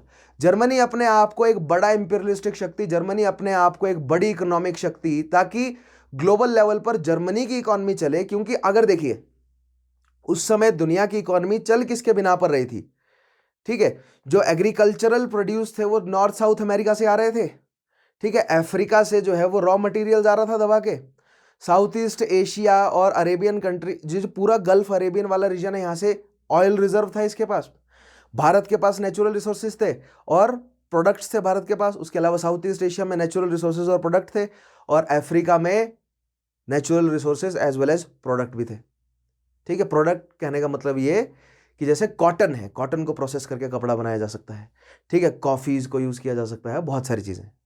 सो ये ऑलरेडी एग्जिस्टिंग ग्लोबल सिस्टम था, जिसको डोमिनेट जो है वो यूके यूएस मिलकर कर रहे थे, फ्रांस भी काफी हद तक जुड़ा हुआ था। अब अगर जर्मनी और उसके allies, Germany, Austria Hungary, Bulgaria, Ottoman, फारस, अफगानिस्तान, भारत, अगर ये सभी शक्तियां एक साथ जुड़ जाती हैं, सो साउथ ईस्ट एशिया से आने वाला, पूरा अरेबियन रीजन से आने वाला और पूरा इस सेंट्रल यूरोप से निकलने वाला जितना भी प्रोड्यूस है, ये सब आपस में बांटकर एक अपना खुद का इकोनॉमिक इकोसिस्टम क्रिएट कर सकते हैं, जो कि डर था एलाइज का। क्योंकि अगर ऐसा इकोनॉमिक इकोसिस्टम क्रिएट हुआ, और यही लोग तो मार्केट है ना एलाइज के, यही लोग तो एलाइज के मार्केट हैं। सेंट्रल यूरोप की इकोनॉमी को केवल इतना डेवलप करना था कि वो उनके पास परचेजिंग पावर आ जाए, राइट। भारत को केवल इतना डेवलप करना था कि भारत के पास परचेजिंग पावर आ जाए। अरेबियन लोगों को उलझा के रखो, लेकिन उनसे तेल निकालते रहो, राइट। सो ये बहुत सारी चीजें जो है वो धीरे धीरे आपको समझनी पड़ेंगी कि जो सेंट्रल पावर्स है उनका लॉन्ग टर्म प्लान क्या था। क्योंकि जब हम सेकेंड वर्ल्ड वॉर पढ़ेंगे ना, तब ये सारी चीजें आपको क्लियर हो जाएंगी, बिल्कुल क्लियर हो जाएंगी, ठीक है। सो लॉस ऑफ कॉलोनीज में हमने समझा कि किस तरह France got most of Cameroon, Togoland, while rest of these colonies were given to Britain. South Africa got German South West Africa, ठीक है। सो जर्मन कॉलोनीज जो है वो आपस में बांट ली गई। उसके अलावा चाइना की जो जर्मन कॉलोनी थी वो जापान ने धर ली। पैसिफिक ओशन में जो जर्मन आइलैंड्स थे वो भी जापान ने अपने कंट्रोल में कर लिए, ठीक है। अब बात करते हैं वॉर गिल्ट क्लॉज का, ठीक है। वॉर का गिल्ट किसके सर मढ़ा गया? So it is pretty much evident that all the imperial powers were responsible for the world war one. सभी इंपीरियल शक्तियां वर्ल्ड वॉर वन के लिए रिस्पॉन्सिबल हैं। कैसे? देखिए, अगर रशिया सबसे पहले मोबिलाइजेशन करता ही नहीं तो वो युद्ध जो है वो लोकलाइज रहता। जर्मनी जो है वो युद्ध डिक्लेयर ही नहीं करता रशिया के खिलाफ, अगर रशिया मोबिलाइजेशन करता ही नहीं। रशिया ने भले ही ऑफिशियली डिक्लेयर नहीं किया था, लेकिन सैनिकों को मोबिलाइज करने का मतलब क्या है कि आप युद्ध करना चाहते हैं, राइट। उसके अलावा अगर कहने का मतलब इसको रीजनल बनाया रखा जा सकता था, जैसे बल्कान वॉर्स रीजनल थी यूरोप में, उसी तरह सर्बिया ऑस्ट्रिया की वॉर जो है वो रीजनल बनाई जा सकती थी। ठीक है, ब्रिटेन ने बेल्जियम को बहाना बनाकर जो खुले तौर पर युद्ध में कूद गया। ठीक है, फ्रांस ने जो अपनी सेनाएं मोबिलाइज कर दी, फ्रांस ने तुरंत रशिया का साथ देने को हाँ कर दिया। तो कहने का मतलब थ्रू आउट ये जो स्टेप धीरे धीरे एस्केलेट हो रहे थे, हर जगह पर रोका जा सकता था। ठीक है, सर्बिया अपने लेवल पर रोक सकता था, ठीक है, रशिया अपने लेवल पर रोक सकता था, जर्मनी अपने लेवल पर रोक सकता था, ऑस्ट्रिया अपने लेवल पर रोक सकता था, यूके अपने लेवल पर रोक सकता था, और यूएस भी अपने लेवल पर रोक सकता। किसी ने भी सिचुएशन को डीएस्केलेट करने की कोशिश नहीं करी। तो केवल जर्मनी पर इल्जाम लगाना कि जर्मनी की वजह से ही युद्ध हुआ है, अब जो रीसेंट फाइंडिंग्स हुई हैं, जो फाइनली जो इतिहासकारों ने कंक्लूजन्स क्रिएट करे हैं, ऐसा कहना पूरी तरह सही नहीं रहेगा कि जर्मनी की वजह से ही विश्व युद्ध छिड़ा। बाकी इंपीरियलिस्टिक शक्तियों का भी काफी बड़ा योगदान है, क्योंकि किसी ने भी डीएस्केलेट करने की कोशिश नहीं करी सिचुएशन की। ठीक है, निकोलस सेकंड, विल्हेम सेकंड और जॉर्ज फिफ्थ तो भाई भाई थे आपस में। इन्होंने क्यों नहीं जो है वो सिचुएशन को डिस्केलेट करने की कोशिश करी? क्यों? क्योंकि यूरोप में उस समय एक बहुत वॉर को रोमांटिसाइज किया जा रहा था। पिछले 50 सालों से युद्ध नहीं देखा था यूरोपियन जनरेशन ने। जो नई जनरेशन थी उन्होंने युद्ध नहीं देखा था, उनको नहीं पता था कि युद्ध के कितने बुरे असर हो सकते हैं। उनको नहीं पता था कि ये जो नया इंडस्ट्रियलाइज्ड वॉरफेयर जो होगा, ये कितने बड़े लेवल पर कैजुअलिटीज देगा सिविलियंस को। सो युद्ध को बहुत रोमांटिसाइज किया गया, और ये भावना जो है वो सभी देशों में थी कि युद्ध के माध्यम से ही हम अपने आप को बड़े राष्ट्र के रूप में एस्टेब्लिश कर सकते हैं। युद्ध को ग्लोरीफाई किया जाने लगा। अपने जनरल्स की कहानियां, नेपोलियन की कहानियां फ्रांस ने बड़े लेवल पर पढ़ाई, ब्रिटेन ने, नॉर्ड्स ने, जर्मनी ने, सब ने जो है वो अपने योद्धाओं को ग्लोरीफाई कर रखा था। तो लोगों के अंदर वो भावना थी कि हमें लड़ना है। जैसे प्रेजेंट में भारत है ना, कि भारत के जो हम जो जनता है, हम बहुत अभी युद्ध लड़, कई बार अगर चाइना के साथ जो कॉन्फ्लिक्ट हुआ था तो भारतीय एकदम जोश में आ जाते हैं कि युद्ध लड़ेंगे। युद्ध छिड़ेगा तो छुपने को जगह नहीं मिलेगी। जब बॉम्बिंग्स होंगी ना ऊपर से, तब भागने को, छुपने को जगह नहीं मिलेगी। भारत में बंकर्स भी नहीं है, ठीक से समझ रहे हैं? मतलब नुकसान तो दोनों साइड होगा, चाइनीज को भी होगा, भारतीयों को भी होगा। अगर पाकिस्तान के साथ बड़े लेवल पर युद्ध छिड़ता है तो भारतीयों को भी नुकसान होगा और पाकिस्तान को भी होगा। लेकिन हम भारतीय जनता ने उस बड़े लेवल को का युद्ध जो है वो आज तक एक्सपीरियंस नहीं किया है। इसलिए हम इतने, जो आम जनता है वो इतना वो मतलब एंथुजियाज्म में रहती है कि युद्ध कर लेंगे, लेकिन युद्ध के दौरान जो समस्याएं होती हैं वो बहुत ग्रुसम होती है। और वही समस्याएं जो है वो समझ आई, ठीक है, फर्स्ट वर्ल्ड वॉर के बाद लोगों को। फर्स्ट वर्ल्ड वॉर से पहले जो है वो नहीं पता था, इसलिए डीएस्केलेशन के लिए कोशिश जो है वो नहीं की गई, क्योंकि वॉर को जो है वो एक काफी ग्लोरिफिकेशन प्रोवाइडेड था कि वॉर की वजह से ही इंडस्ट्रीज डेवलप होंगी, वॉर की वजह से ही इकोनॉमी डेवलप होगी, और वॉर की वजह से ही जो है वो अपना सिक्का चलेगा। ठीक है, सो केवल जर्मनी की गलती है ऐसा नहीं है, लेकिन जर्मनी की बहुत बड़ी गलती है कि अगर रशिया ने, केवल जर्मनी की गलती है कि उसने डिस्कलेट करने की कोशिश नहीं करी। पहली बात तो ब्लैंक चेक दे देना ऑस्ट्रिया को कि तुम युद्ध छेड़ो, हम तुम्हारे साथ हैं, बगैर इस चीज की चिंता किए कि रशिया क्या सोचेगा। क्योंकि रशिया के बारे में तो जर्मनी ने ये सोचा हुआ था, मिसकैलकुलेशंस की जो बात आती है, ठीक है, रशिया के बारे में तो जर्मनी ने ये सोचा था कि हम रशिया को डरा धमका के चुप कर देंगे।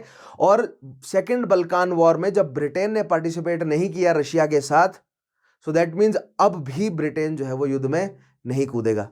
लेकिन जब बेल्जियम को जब जर्मनी ने रौंद डाला, तब ब्रिटेन को अपने जो पोर्ट्स हैं इंग्लिश चैनल के इस पार, जो पोर्ट्स हैं यानी यूरोपियन मेनलैंड पर जो पोर्ट्स हैं, जो कि ब्रिटेन एक्सपोर्ट को सपोर्ट करते हैं और वो बेल्जियम में है, उनको प्रोटेक्ट करने के लिए ब्रिटेन को जो है वो युद्ध में उतरना पड़ा। ब्रिटेन ने भी डीएस्केलेट करने की कोशिश नहीं करी, वो उन पोर्ट्स को सिक्योर करते।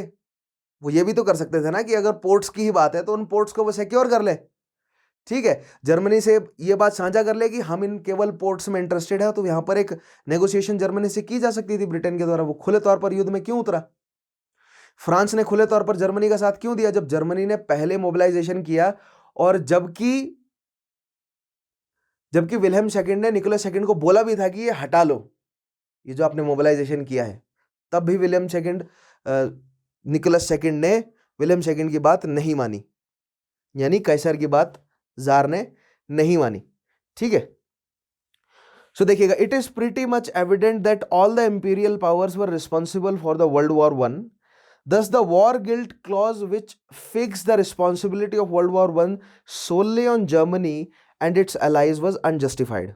It serves as humiliation for Germans. The Allied powers insisted it as it made German legally liable to pay war reparations. Allied powers ने क्यों जोर डाला कि जो सेंट्रल शक्तियां हैं, सेंट्रल पावर्स हैं, इन्हीं की वजह से युद्ध छिड़ा है, क्योंकि युद्ध के दौरान जो एलाइड शक्तियों का नुकसान हुआ था, युद्ध की वजह से जो एलाइड शक्तियां अब यूएस के कर्जे में आ गई थी, उस कर्जे को पूरा करना, फ्रांस और बेल्जियम को रिस्टोर करना और अपनी जितना भी नुकसान हुआ इकोनॉमिक, उस सभी नुकसान की भरपाई करने के लिए जर्मनी को बाध्य किया जा सके. ठीक है, वो नुकसान की भरपाई जर्मनी करके दे, इसीलिए किसी ना किसी को तो बलि का बकरा बनाना ही है. अब ये जो पॉलिसी है, ये ब्रिटेन की भारत में रही है. मैंने आपको समझाया भी ना, ब्रिटेन के जो कोर्ट ऑफ डायरेक्टर्स हैं, उन्होंने तो क्लियर बात बोली थी ब्रिटेन वहां पर ईस्ट इंडिया कंपनी के जनरल्स को कि भारतीय शासकों के साथ युद्ध भी करो और उनके साथ ऐसी ट्रीटी करो कि आपका जो युद्ध में नुकसान हुआ है उसकी भरपाई भी वही करें. सो ये जो पॉलिसी है ना रेपरेशंस की, ये आज की नहीं है या ये विश्व युद्ध की नहीं थी, उससे पहले भी यूरोपियन शक्तियां यूज कर रही थी अपनी कॉलोनीज में भी और यूरोप में भी. सो जर्मनी या एलाइज, सेंट्रल एलाइज को स्केपगोट बनाया जाना, जो शक्ति हारी है ऑब्वियसली उसको स्केपगोट बनाया जाना आसान भी है. ठीक है, और इसीलिए जर्मनी को स्केपगोट बनाया भी गया और जर्मनी बनने को मजबूर भी था क्योंकि इकोनॉमिकली वीक था जर्मनी अभी बहुत ज्यादा. ठीक है, सो लास्ट पॉइंट देखिएगा, the allied powers insisted it as it made Germany legally liable to pay for war reparations. ठीक है, लीगली जर्मनी को पैसे अब भरने ही पड़ेंगे. नेक्स्ट पॉइंट देखिएगा, वॉर रेपरेशंस की बात कर लेते हैं अब. A huge war reparation resulted in humiliation to Germans. About 6,600 million pounds was too high and was aimed at keeping German economically weak. तो मैंने आपको बताया ना, सबसे पहले 6600 मिलियन पाउंड डिसाइड किया गया था, फिर बाद में 2000 मिलियन पाउंड पे आ गए थे. ठीक है, और जर्मनी को इकोनॉमिकली वीक बना के रखने के लिए, ठीक है, केवल जर्मनी पे नहीं, यही रेपरेशन जो है वो ऑस्ट्रिया, हंगरी, हैब्सबर्ग और ऑटोमन पे भी डाला गया ताकि वो इकोनॉमिकली वीक रहे. उनके छोटे छोटे टुकड़े कर दिए गए ताकि जितनी भी छोटे छोटे जो राष्ट्र बने हैं ये केवल उतना ही अपने आप को इकोनॉमिकली डेवलप कर सके कि ये इंपोर्ट कर सकें टेक्नोलॉजीज और जितनी भी मैन्युफैक्चरिंग प्रोडक्ट्स हैं बाकी बड़ी यूरोपियन शक्तियों. फॉर एग्जाम्पल, ठीक है, यूरोप में आज के डेट में बड़े कार मैन्युफैक्चरर्स कौन कौन है? ठीक है, तो आपके पास कार मैन्युफैक्चरिंग में जर्मन्स और ब्रिटिश और इटालियंस, ये तीन बड़े कार मैन्युफैक्चरर्स नजर आएंगे. उसके अलावा चेक और फ्रेंच है जो गाड़ियां बनाते हैं. ठीक है, उसके अलावा रशियन कंपनीज भी हैं जो कुछ गाड़ियां बनाती हैं और रीजनल कंपनीज बहुत सारी हैं जो गाड़ी बनाती हैं. लेकिन बड़े ग्रुप्स कौन कौन से हैं? फोक्सवैगन ग्रुप है, जर्मनी से निकल कर आता है. ठीक है, उसके अलावा लैंड रोवर, रेंज रोवर जो ग्रुप है ये ब्रिटेन से निकल कर आता है. ठीक है, उसके अलावा इटली की लैम्बोर्गिनी, फरारी, पगानी वगैरह ये एक्सोटिक गाड़ियां बनाते हैं. तो यहां से हमें पता चल जाता है, इस गाड़ियों के एग्जांपल से पता चल जाएगी कौन कौन से बड़े इंडस्ट्रियलाइज देश हैं. सो जर्मनी, फ्रांस, इटली, ब्रिटेन, ये चार बड़े इंडस्ट्रियलाइज देश हैं जिसमें से जर्मनी को इंडस्ट्रियलाइज नहीं बनने देना था, फ्रांस, ब्रिटेन और इटली को, क्योंकि ये अलाइज हैं. और बाकी छोटे छोटे जो देश हैं इनकी भी अपनी खुद की जो है वो, ऐसा नहीं है कि बाकी देशों की गाड़ियां नहीं है. चेक के पास भी स्कोडा है. ठीक है, खैर वो फोक्सवैगन ग्रुप का ही हिस्सा है. लेकिन मैं आपको धीरे धीरे आगे ये चीज डेवलप करूंगा. लेकिन फॉर एग्जाम्पल लेकर चलिए, क्योंकि जो गाड़ियों का बिजनेस है वो एक ग्लोबल बिजनेस है, राइट. फोक्सवैगन ग्रुप की जो गाड़ियां हैं वो थ्रू आउट बिक रही हैं. उसी तरह जापान में चले जाएंगे तो टोयोटा, होंडा, सुजुकी, ठीक है, ये कुछ ऐसी कंपनीज हैं जो ग्लोबल लेवल पर अपने प्रोडक्ट्स को बेच रही हैं. ठीक है, यूएस में जनरल मोटर्स है पूरा का पूरा, उनमें शेवरले, कॉर्वेट, ये सारी जो है वो ग्लोबल लेवल पर अपनी गाड़ियों को बेच रहे हैं. ठीक है, फोर्ड वगैरह. सो यहां से आपको पता चलता है, इन एग्जांपल से आपको देखने को मिलेगा कि कौन कौन सी ग्लोबल शक्तियां हैं. ऐसे भारत में भी है टाटा. ठीक है, लेकिन टाटा की गाड़ियां क्या ग्लोबल लेवल पर बिक रही हैं? बहुत कम South east Asia, third world countries है जहां पर टाटा की गाड़ियां बिक रही हैं. आप कहेंगे मारुति सुजुकी की गाड़ी बिक रही नहीं, सुजुकी की गाड़ियां बिक रही हैं. भारत में सुजुकी का मारुति के साथ टाई अप है. ठीक है, तो भारत से आपको ऐसा कोई भी बड़ा ग्रुप नहीं नजर आएगा जो कि ग्लोबल लेवल पर अपनी गाड़ियां बेच रहा हो. अब आप कहेंगे टाटा की तो जैगवार भी है. हाँ, टाटा ने एक्वायर किया है जैगवार को, लेकिन मैन्युफैक्चर टाटा के ब्रांडिंग के साथ ग्लोबल लेवल पर गाड़ियां नहीं बिक रही हैं, ठीक है। वो ब्रांड वैल्यू तो फिर भी जैगवार की ही है। मतलब पॉइंट ये है कि भले ही बाद में टाटा ने एक्वायर कर लिया हो, लेकिन इंडस्ट्रीज शुरू कहां से हुई, ठीक है। वो तो धीरे धीरे भारत से भी निकल कर आए, ऑब्वियसली बड़े जो है वो इंडस्ट्रियलिस्ट, बड़े कैपिटलिस्ट भारत से भी निकल कर आए हैं। और ये टाटाज का क्या सीन है, ठीक है, ये मैं आपको किसी और सेशन में डिटेल में समझाऊंगा कि ये टाटाज कहां से निकल कर आए हैं और भारत की इकोनॉमी पर थ्रू आउट हिस्ट्री इनका क्या असर रहा है, ठीक है। नाउ नेक्स्ट देखते हैं। अब बात करते हैं the reduction in the territory. अब टेरिटरीज देखिए एक एक करके कम की गई कैसे ना। Austria and Hungary were reduce to very small size in terms of territory and population. Austria Hungary का 60% रीजन छीन लिया गया। 60% रीजन समझते हैं आप, केवल 40% रहा इनके पास। मैंने आपको मैप में दिखाया भी था ऑस्ट्रिया और हंगरी कितना छोटे छोटे रह गए थे।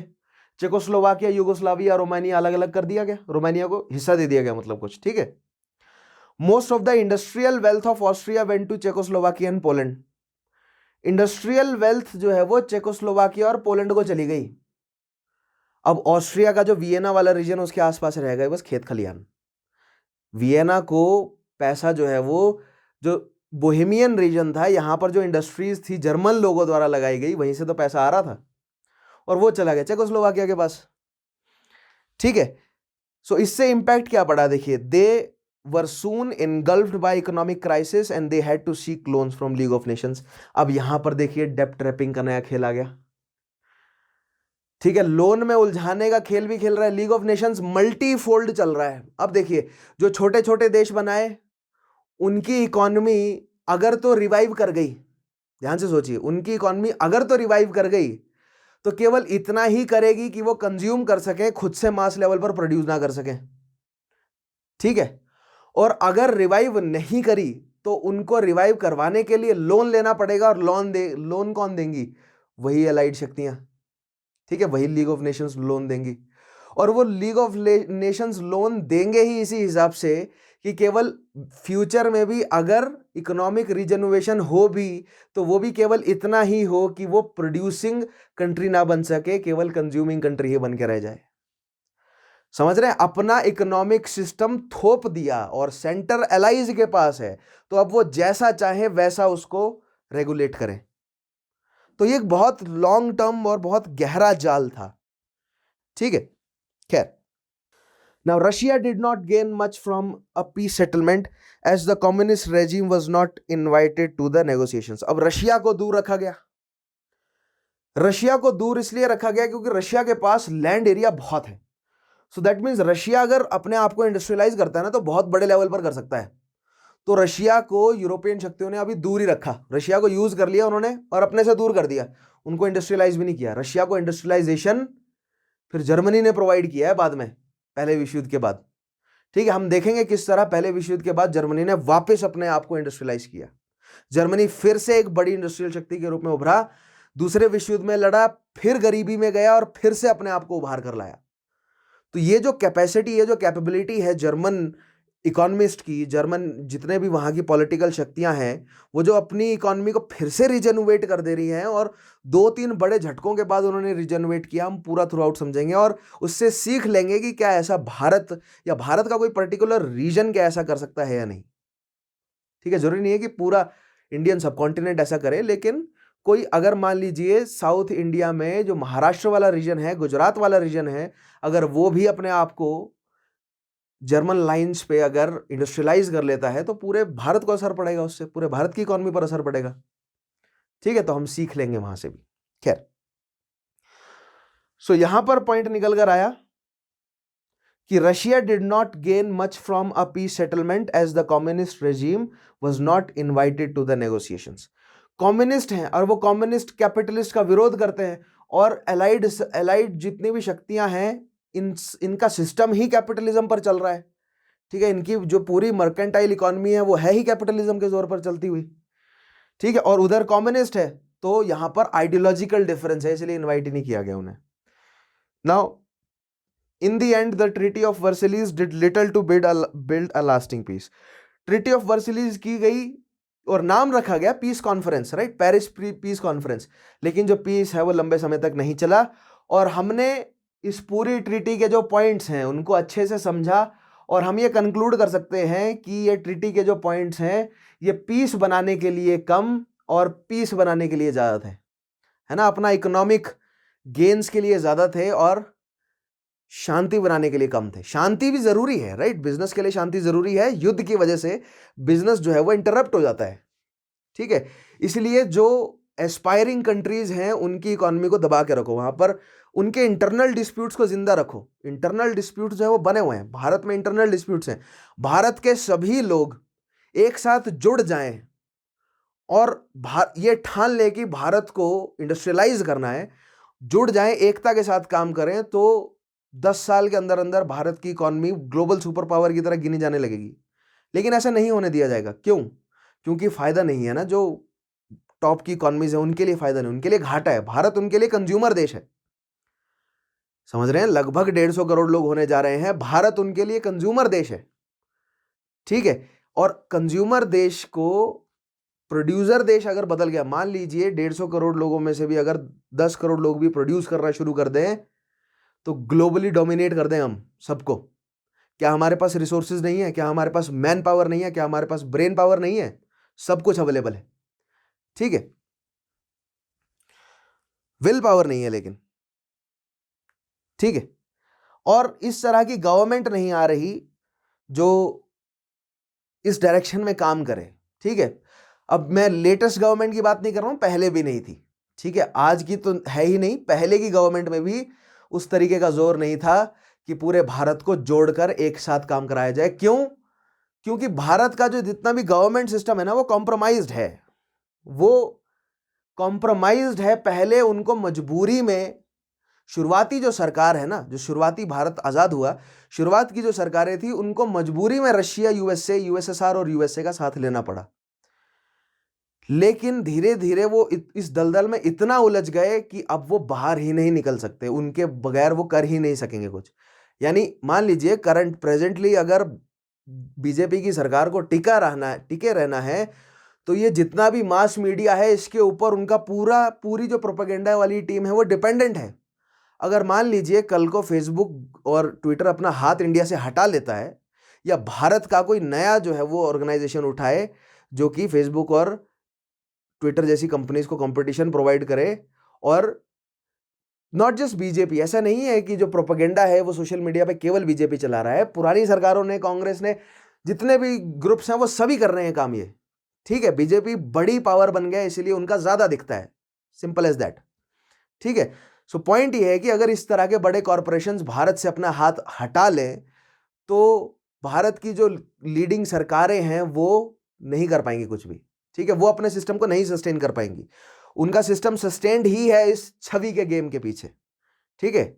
सो आई होप आपको ये चीजें समझ आती हैं, आई होप आप मेरे स्टूडेंट होकर प्रोपेगेंडा में नहीं फंसते, ठीक है। आई होप आप एक सिटीजन बनने की तरफ जो है वो कदम उठा रहे हैं, ठीक है, एटलीस्ट समझ रहे हैं आप सिस्टम को।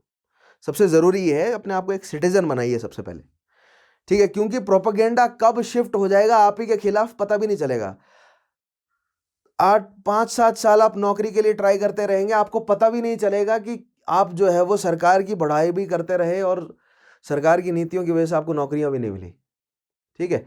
और मैं केवल प्रेजेंट सरकार की बात नहीं कर रहा हूं, मैं ये मत कभी ये मत सोचिए मैं केवल प्रेजेंट सरकार की बात कर रहा हूं, मैं पहले की सरकारों की भी बात कर रहा हूं। और एक्चुअली अगर आप मेरे सेशंस को फॉलो करते हैं तो आप भली बात ही समझते हैं कि मैं ग्लोबल लेवल पर बोलता हूं। जो भारत में हो रहा है ऐसा नहीं है कि it is only exclusive to India only, और ये पिछले 5-7 सालों से ही हो रहा है, ये भारत में पिछले 20-30 सालों से हो रहा है ग्लोबलाइजेशन के बाद। और ये केवल भारत में नहीं, लेकिन जो साउथ ईस्ट एशिया की सभी जो कंट्रीज है ना, जो सेम तरीके का इकोनॉमिक इकोस्फीयर शेयर करती है, उन सब में हो रहा है, ठीक है। एंड नॉट जस्ट इंडियन मतलब सब कॉन्टिनेंट और the south east Asia, Arabian region में यही हाल है, यूरोप के जो ये सेंट्रल यूरोपियन शक्तियां हैं, बल्कान वाला रीजन है, यहां पर भी यही हाल है, कुछ अलग नहीं है। यूएस में भी ऐसा ही चल रहा है, बस इंटेंसिटी भारत में ज्यादा इसलिए नजर आती है क्योंकि पॉपुलेशन कंसंट्रेशन ज्यादा है, ठीक है। आगे बढ़ते हैं। Now in the end the treaty of Versailles did little to build a lasting peace. For one thing, the United States considered after the world to be after the war to be the dominant nation in the world ultimately rejected the treaty. ठीक है, US ने treaty को reject कर दिया। क्यों कर दिया treaty को रिजेक्ट? क्योंकि वुड्रो विल्सन के 14 पॉइंट्स को इंक्लूड नहीं किया गया था। मतलब 14 पॉइंट्स में से बहुत सारी चीजें इंक्लूड नहीं की गई थी। नेक्स्ट पॉइंट देखिएगा, अब कारण देखते हैं। Many Americans objected to the settlement and specially to president Wilson's league of nations. League of nation से अमेरिकन्स खुश नहीं थे। क्यों नहीं थे? क्योंकि Americans believe that the United States best hope for peace was to stay out of European affair. अगर league of nations में यूएस जुड़ जाता है तो यूरोपियन जितने भी अफेयर हैं, मेनलैंड यूरोप के जितने भी पॉलिटिकल अफेयर हैं, उन सब में उलझ जाएगा यूएस। यानी कि अगर कोई युद्ध छिड़ता है, फिर उसके बाद अगर फिर से कोई युद्ध छिड़ता है तो यूएस बाध्य हो जाएगा उस युद्ध में उतरने के लिए, अगर लीग ऑफ नेशंस का यूएस जो है वो हिस्सा रहता है। ठीक है, और जो जितनी भी यूरोपियन शक्तियां हैं वो इंपीरियलिस्टिक हैं, और यूएस जो आजाद हुआ है वो हुआ ही एंटी इंपीरियलिस्टिक भावनाओं पे है, इसीलिए अमेरिकन लोगों ने अपने आप को अलग करना सही समझा। तो ये तो मॉरली सब कुछ सुनने में अच्छा लग रहा है। इकोनॉमिक कारण क्या है? हमें तो इकोनॉमिक कारणों के पीछे दौड़ना है ना, इकोनॉमिक पॉलिटिकल कारण, अंदर की बातें पता करनी है ना हमें, प्रोपेगेंडा में नहीं उलझना। समझ रहे हैं? हमें प्रोपेगेंडा में नहीं उलझना, हमें जो ओवरऑल ग्लोरीफाई करके जो चीजें बोली गई हैं, जो सरकारी भाषा में कॉम्प्लिकेटेड लैंग्वेज में जो चीजें बोली गई हैं, उनमें हमें उलझना नहीं है। आम जनता नहीं बनना हमें महज समझना है बात का। हमें इकोनॉमिक पॉलिटिकल सोशल इंटरेस्ट क्या छुपे हैं वो समझने हैं। तो इकोनॉमिक पॉलिटिकल इंटरेस्ट ये है कि अगर यूएस जो है वो यूरोपियन अफेयर्स में जुड़ता है तो वो Germany as well as Britain दोनों का ट्रेड नहीं कर पाएगा। और यूएस का बेस्ट इंटरेस्ट क्या है? Central as well as allies के साथ, दोनों के साथ ट्रेड करे, क्योंकि अकॉर्डिंग टू यूएस पूरा का पूरा यूरोप उनके लिए मार्केट है। ठीक है, अकॉर्डिंग टू यूएस केवल एक पर्टिकुलर देश ही उनके लिए मार्केट क्यों बने? पूरा का पूरा यूरोप, पूरी की पूरी दुनिया उनके लिए मार्केट होनी चाहिए। उनको भी तो एक बड़ी, और उनको भी तो ग्लोबल सुपर पावर बनना है ना। ठीक है, so Americans believe that United States best hope for peace was to stay out of European affair. Second point है। थर्ड पॉइंट देखिएगा, the United States worked out a separate treaty with Germany and its allies several year later. ठीक है, कुछ सालों बाद United state ने Germany और उसके अलाइज के साथ एक सेपरेट ट्रीटी कर ली, क्योंकि यूएस को जर्मनी और उनके अलाइज के साथ जो है वो अलग से क्या करना था, अलग से भी जो है वो उनको एस्टेब्लिश करके रखना है। क्या एक स्ट्रॉन्ग इकोनॉमिक शक्ति। देखिए, अगर जर्मनी की इकोनॉमी रिवाइव नहीं हुई, अगर ऑस्ट्रिया हंगरी बल्कान्स की इकोनॉमी रिवाइव नहीं हुई, तो वो खरीदेंगे कैसे अमेरिका से? सो अमेरिका ने उनके साथ ट्रीटी करी, और जर्मनी वाज डेस्परेट, क्योंकि जर्मनी को अपनी जो है वो इकोनॉमी को रिवाइव करना था, तो उसने अमेरिका से हाथ मिला लिया। तो दोनों का यहां पर सिम्बायोसिस बना है। लेकिन जो जर्मनी ने अमेरिका से हाथ मिलाया है, उससे किस तरह जर्मनी ने अपनी इकोनॉमी को नॉट जस्ट रिवाइव किया, लेकिन फिर से एक ग्लोबल डोमिनेटिंग शक्ति के रूप में एस्टेब्लिश करने की तरफ जो है वो कदम बढ़ाए। आगे आने वाले सेशंस में हम उसे समझेंगे। ठीक है, Now next देखिएगा, in addition a treaty with Germany, in particular the war guilt clause left a legacy of bitterness and hatred in the hearts of German people. अब जर्मन लोगों के, और खासकर ऑस्ट्रियन जर्मन लोगों के अंदर जो है वो एक खटास भर गई कि हम पर ही थोप दिया गया। वो भी समझते थे, ऐसा नहीं उन लोगों को समझ नहीं आ रहा था, उनको सब पता था कि अलाइज हमारे ऊपर जबरदस्ती है थोप रहे हैं, हमारी कॉलोनीज इन्होंने छीन ली अफ्रीका वाली, हमारे देश में से जो इंपॉर्टेंट इंडस्ट्रियल रीजन है वो पोलैंड को दे दिए। बाद में यही कारण बनेगा कि पोलैंड के साथ जो है वो इतना नाराज रहेगा हिटलर। ठीक है, क्यों? क्योंकि वो जो इंडस्ट्रियलिस्ट हैं वो खुशी खुशी पोलैंड में जुड़ गए, उन्होंने जर्मनी का साथ देने की एक बारी भी नहीं सोची। तो वो वर्ल्ड वॉर सेकंड के दौरान समझाऊंगा कि क्या डिस्प्यूट है वहां पर। ठीक है, नाउ नेक्स्ट चीज देखिएगा, other countries felt cheated and betrayed as well by the peace settlements throughout Africa and Asia. People in mandated territories were angry at the way the allies disregarded their desire for independence. ये जो mandated जो territories हैं उनको ये बोला गया था कि आपको सुटेबल समय आने पर हम आज़ाद कर देंगे।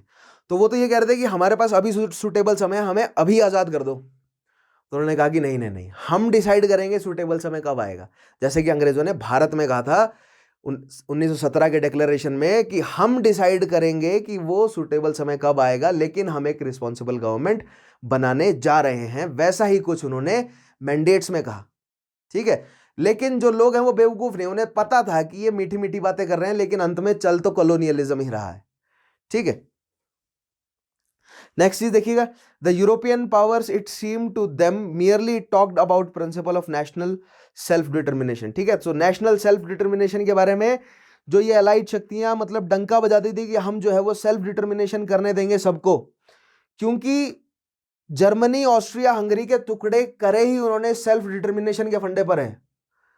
ठीक है, कि इनको खुद डिसाइड करने दो, और उन लोगों को मोटिवेट कर दिया अपना चेकोस्लोवाकिया अलग बनाओ, रोमेनिया में जुड़ जाओ तुम लोग, रोमेनियंस रोमेनिया में जुड़ जाओ। ठीक है, ऑस्ट्रिया हंगरी को अलग कर दो, सर्बिया को दे दो उनके मतलब जितने भी स्लेव्स हैं, और युगोस्लाविया बनाने दो। ऊपर ऊपर तो उन्होंने यही कहा ना कि हम नेशनैलिटी बना रहे हैं, देखो हम नेशंस एस्टेब्लिश कर रहे हैं, बहुत अपनी तरफ से उन्होंने तो बयान ये दिए हैं, और खासकर ग्लोरिफिकेशन का काम करते हैं ब्रिटिश लोग। उन्होंने ये कहा कि हमने बहुत नोबल काम किया है, लेकिन अंदर अंदर के जो पॉलिटिकल और इकोनॉमिकल जो मोटिव्स हैं वो सभी लोगों को समझ आते हैं। ठीक है, वो ऐसे बिहेव करते हैं कि जैसे लोग बेवकूफ़ हैं, लेकिन पॉइंट ये है कि एक जर्नल पॉपुलेशन में केवल 7 से 8% लोगों को एक्चुअल मोटिव समझ आते हैं, और बाकी मेजॉरिटी ऑफ पॉपुलेशन प्रोपेगेंडा में उलझ जाती है। सो इस तरह की जो इंपीरियलिस्टिक शक्तियां होती हैं वो उस मेजॉरिटी पॉपुलेशन को मार्क करती है, और जो माइनॉरिटी है जो इंटेलेक्चुअल है उनको वो अलग अलग तरीकों से उलझा कर रखती है। हो सकता है उनको फाइनेंशियली वीक रखे, हो सकता है उनके अंदर सोशल डिसऑर्डर्स क्रिएट कर दे, बहुत सारी चीजें होती हैं। ठीक है, नेक्स्ट देखेगा, अच्छा, European colonialism disguised as the mandate system continued in Asia and Africa. ये तो मैंने आपको बताया, यूरोपियन कॉलोनियलिज्म जो है वो मैंडेट सिस्टम के रूप में चलता रहा, कहां पर, अफ्रीका और एशिया में। तो ये चीजें आप भली भांति समझते हैं। ठीक है, कि कभी भी यूरोपियन शक्ति तो भूल के भी अपनी जो है वो कॉलोनीज छोड़ने को तैयार नहीं है, क्योंकि उनका जो पूरा का पूरा मर्केंटाइल सिस्टम है वो चल ही इसी पे रहा है, इसी एक फंडे पे चल रहा है कि अपनी कॉलोनीज एस्टेब्लिश करो। और कॉलोनीज एस्टेब्लिश करना एक पूरा का पूरा चेन रिएक्शन है, कि एक कॉलोनी को प्रोटेक्ट करने के लिए दूसरी कॉलोनी आपको एस्टेब्लिश करनी ही पड़ेगी। ठीक है, सो ना यहां पर ना आपको एक ना डीप डाउन एक सवाल पूछना चाहिए कि ये सारे युद्ध जो हो रहे हैं ना, ये सारे झगड़े जो हो रहे हैं, इनसे सबसे ज्यादा फायदा किसे हो रहा है? इन युद्धों से, इन पूरी ये इंपीरियलिज्म का खेल, कॉलोनियलिज्म का खेल, इन सबसे सबसे ज्यादा फायदा किसे हो रहा है? ठीक है, तो यहां पर आपको सवाल पूछना चाहिए कि न्यूट्रल देश कौन है? जो देश न्यूट्रल है उन्हीं को सबसे ज्यादा फायदा हो रहा है। स्विट्जरलैंड और नेदरलैंड जैसे देश जो न्यूट्रल रहे, ब्रिटेन जैसे देश जो एक ब्रिटेन की भूमि पर क्या विश्व युद्ध हुआ? दोनों विश्व युद्ध ब्रिटेन की भूमि पर। सेकेंड वर्ल्ड वॉर का तो भले ही असर ब्रिटेन की भूमि पर रहा हो, लेकिन फर्स्ट वर्ल्ड वॉर का तो बिल्कुल भी असर ब्रिटेन की भूमि पर नहीं रहा। तो उन लोगों को नुकसान हुआ ही नहीं इससे। ठीक है, सो देखिए, युद्ध में लगता है पैसा, दोनों साइड पैसा लगता है। सो दोनों साइड पैसा देने को कौन पार्टियां तैयार होती है? बैंक्स। ठीक है, तो कहीं ना कहीं आपको नजर आएगा जो फाइनेंशियल जो इंस्टीट्यूशंस है ना, वो इन युद्धों से काफी बड़े लेवल पर फायदा कमाते हैं। तो फाइनेंशियल इंस्टीट्यूशंस द्वारा किस तरह इकोनॉमी को रेगुलेट किया जाता है और ग्लोबल डोमिनेंस क्रिएट की गई है, वो मैं आपको धीरे धीरे आगे आने वाले सेशंस में क्लियर करूंगा। ठीक है, लेकिन यहां पर केवल एक हिंट देकर छोड़ रहा हूं। नेक्स्ट देखिएगा, some allied powers to embittered by the outcome were embittered by the outcome. ठीक है, और कौन कौन? जैसे जापान और Italy.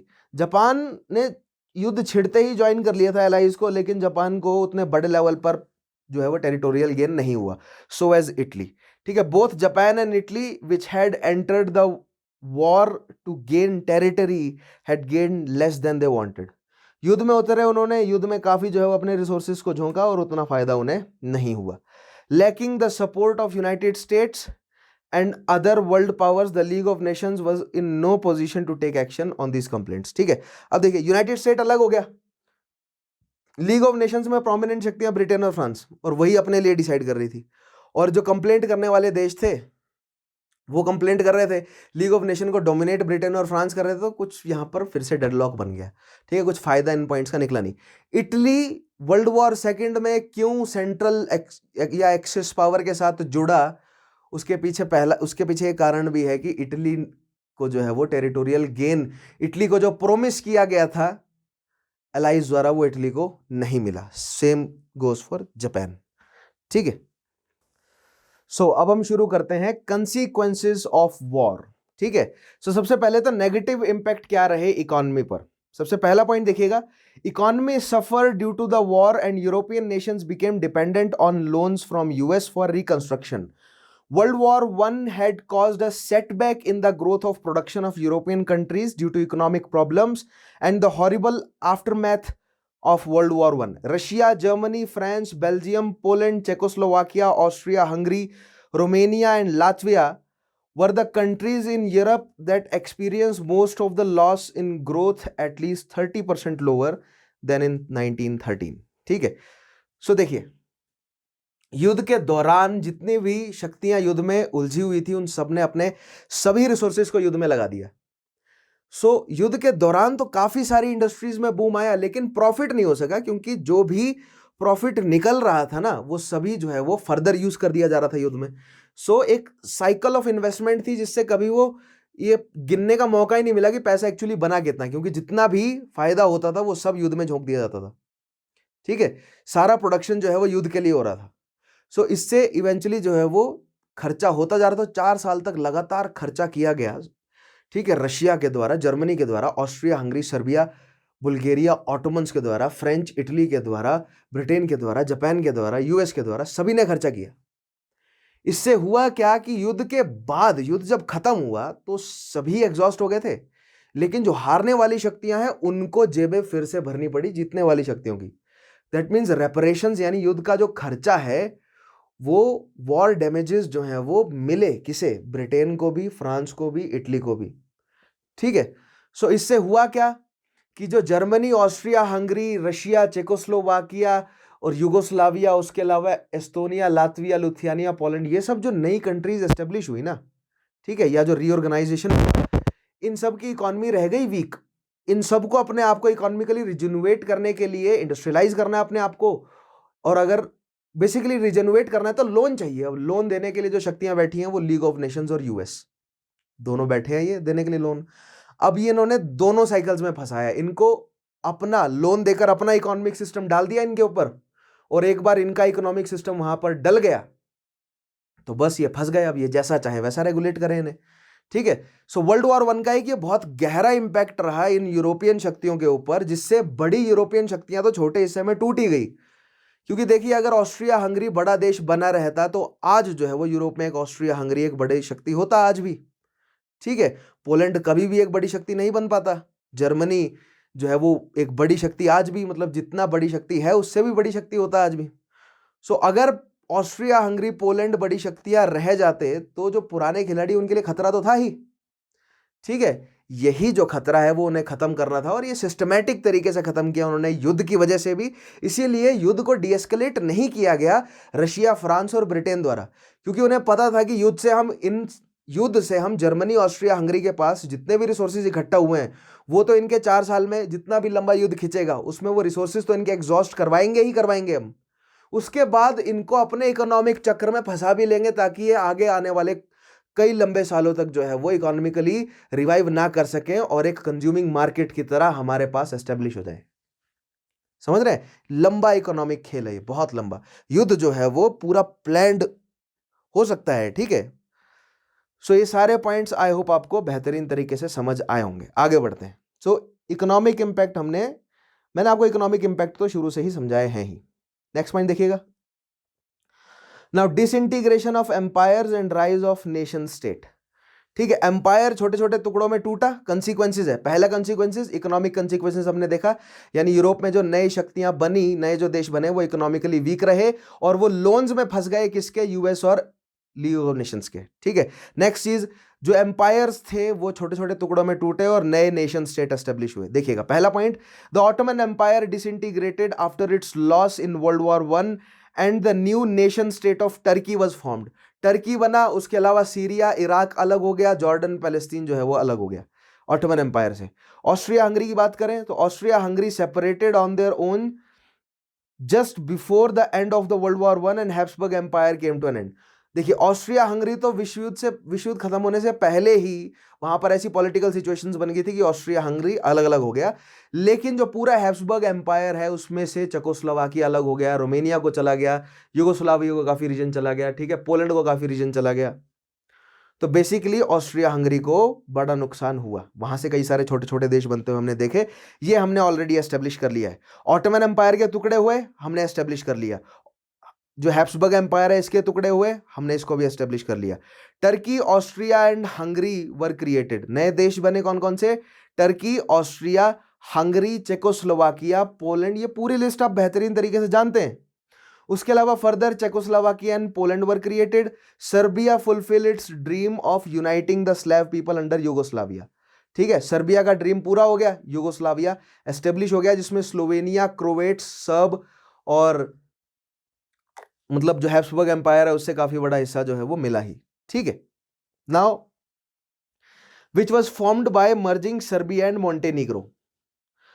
Also, Estonia, Latvia, and Lithuania were made independent nations.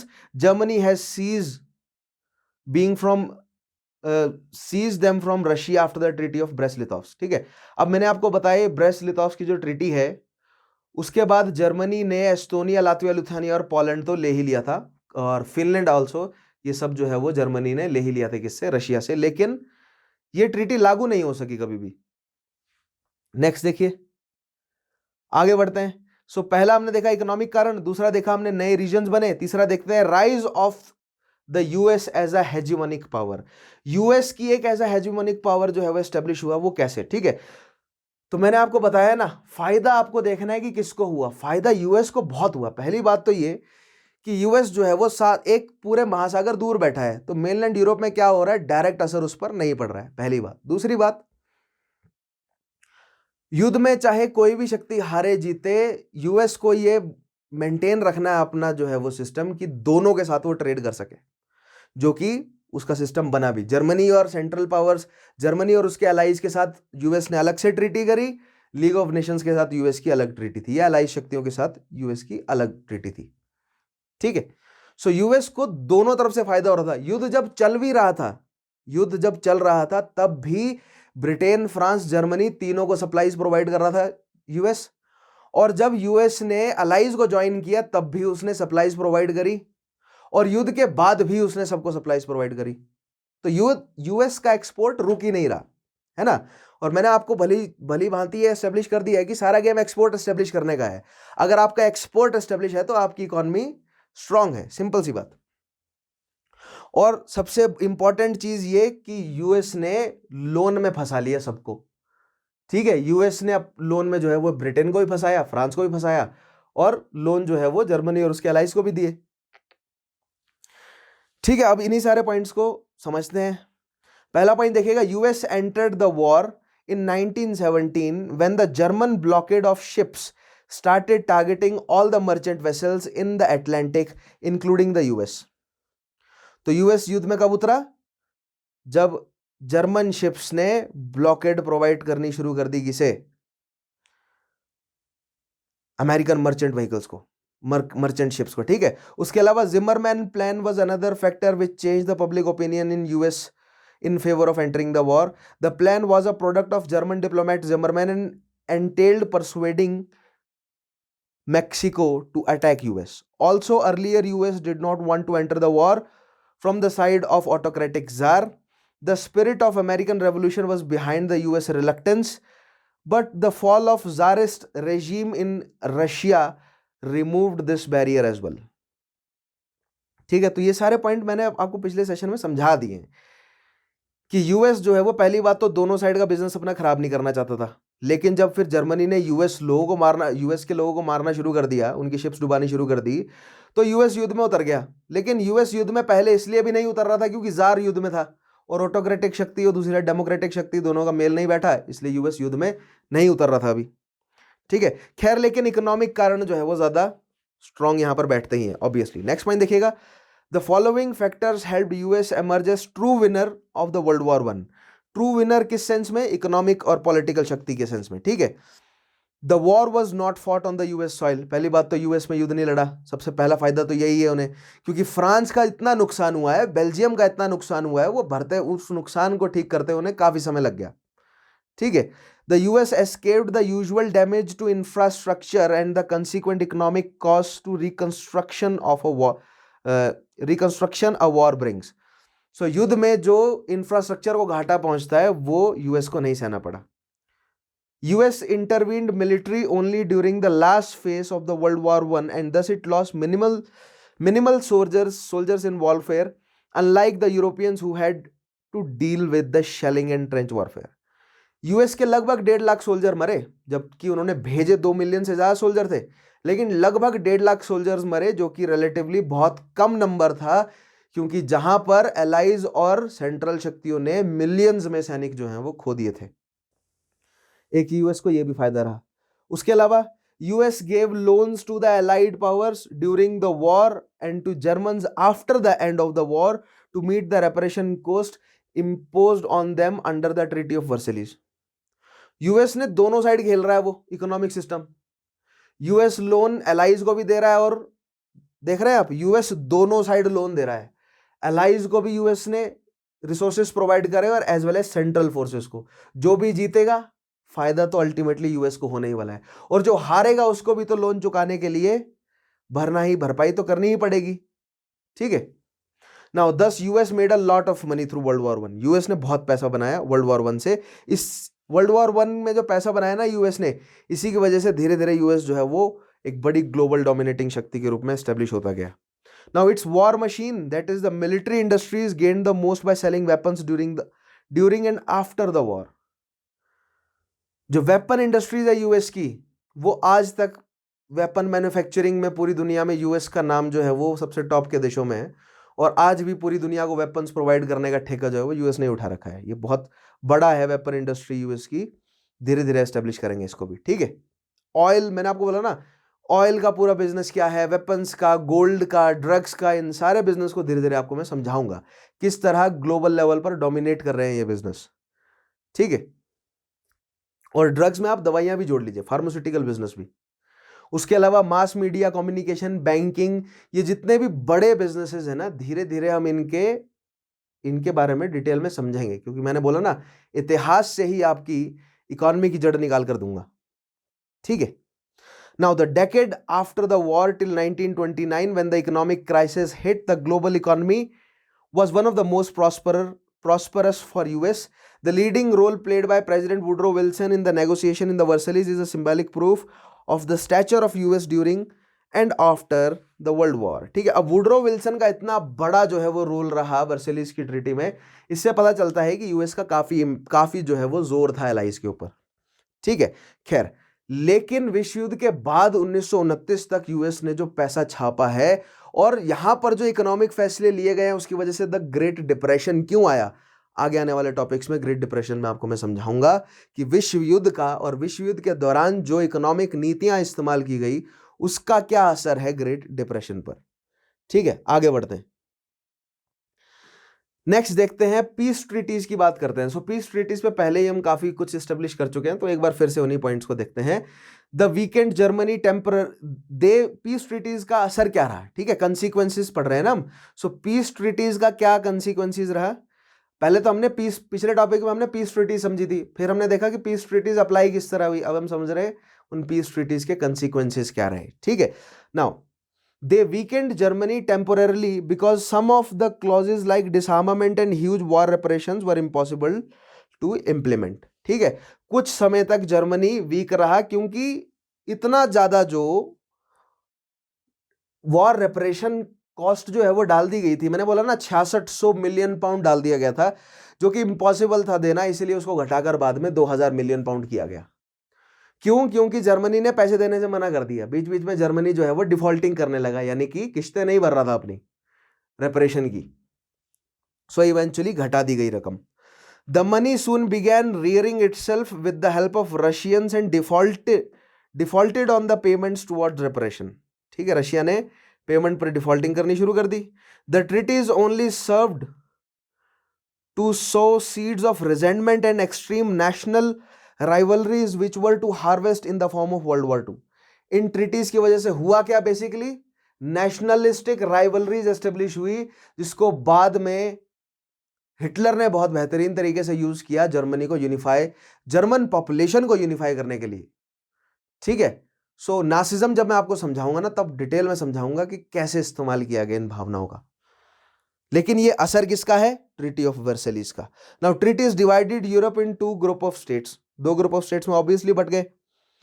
While one group wanted to revise the peace settlements, the other group wanted to defend, preserve the peace settlement. एक group जिसमें Germany, Austria, Hungary, Italy, Russia था, वो सब जो है वो piece settlement को revise करना चाहते थे कि फिर से हो, और जो जिनको फायदा हुआ जैसे ब्रिटेन और फ्रांस, वो चाहते थे कि पीस सेटलमेंट बना रहे। Now, US did not ratify the peace settlement and never joined the League of Nations, as the public soon denounced Wilson, and US reverted back to the policy of isolation to prevent any military engagement in the future. US जो है वो league of nations में नहीं जुड़ा, क्योंकि US ने कभी भी रेटिफाई ही नहीं किया ट्रीटी ऑफ वर्सेलीज को। क्यों? क्योंकि ट्रीटी ऑफ वर्सेलीज में जो पॉइंट डाले गए वो पूरी तरह 14 पॉइंट पे नहीं थे, विल्सन के 14 पॉइंट पे बेस्ड नहीं थे, क्योंकि विल्सन चाहता था जर्मनी के साथ एक लीनियंट ट्रीटी।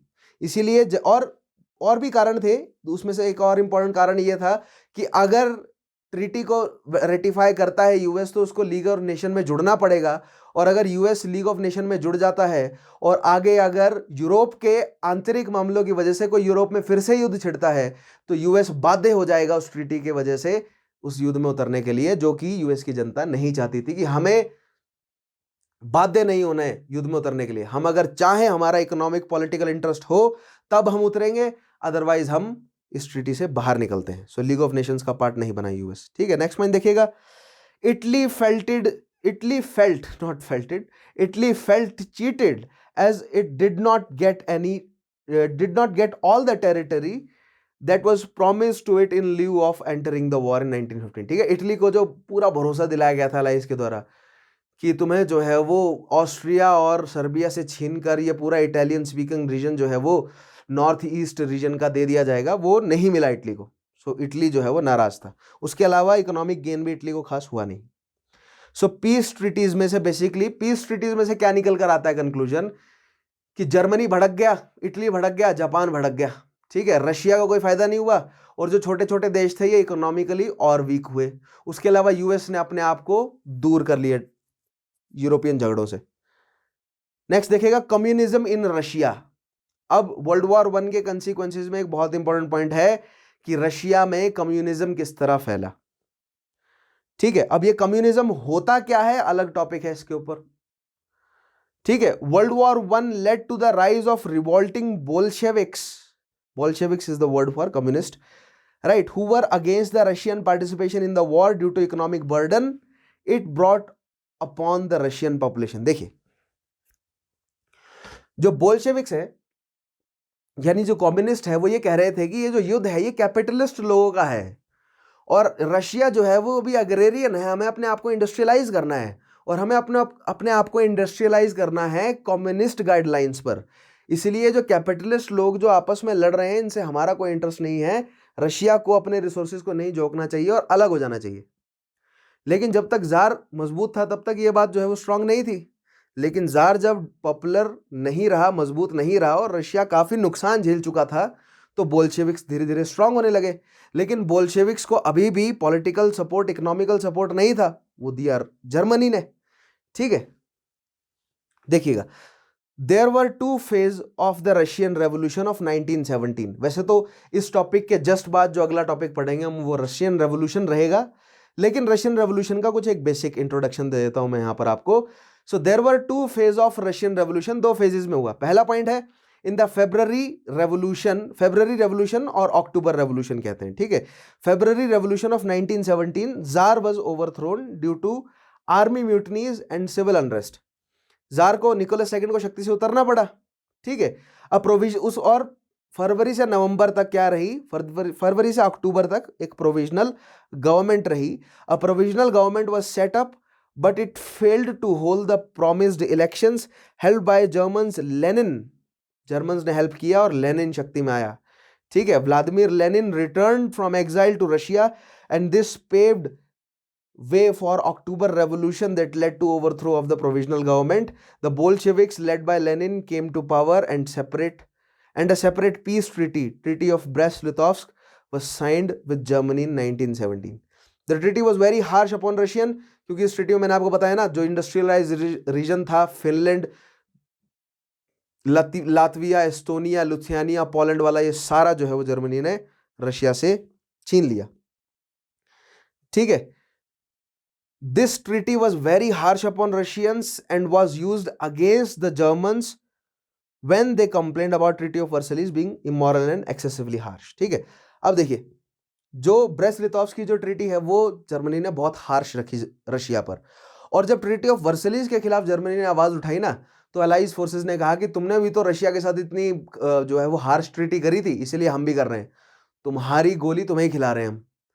ठीक है, तो खैर ये सारे पॉइंट्स मैं आपको एस्टेब्लिश कर चुका हूं, और रशियन रेवोल्यूशन क्या है और कम्युनिज्म किस तरह फैला रशिया में, वो आगे आने वाले टॉपिक में मैं आपको समझाऊंगा ही। ठीक है, लेकिन आपको ये पॉइंट जोड़े रखना है कि जब कंसीक्वेंसेस की बात आए वर्ल्ड वॉर 1 के, तो उसमें कम्युनिज्म इन रशिया एक कंसीक्वेंस रहा।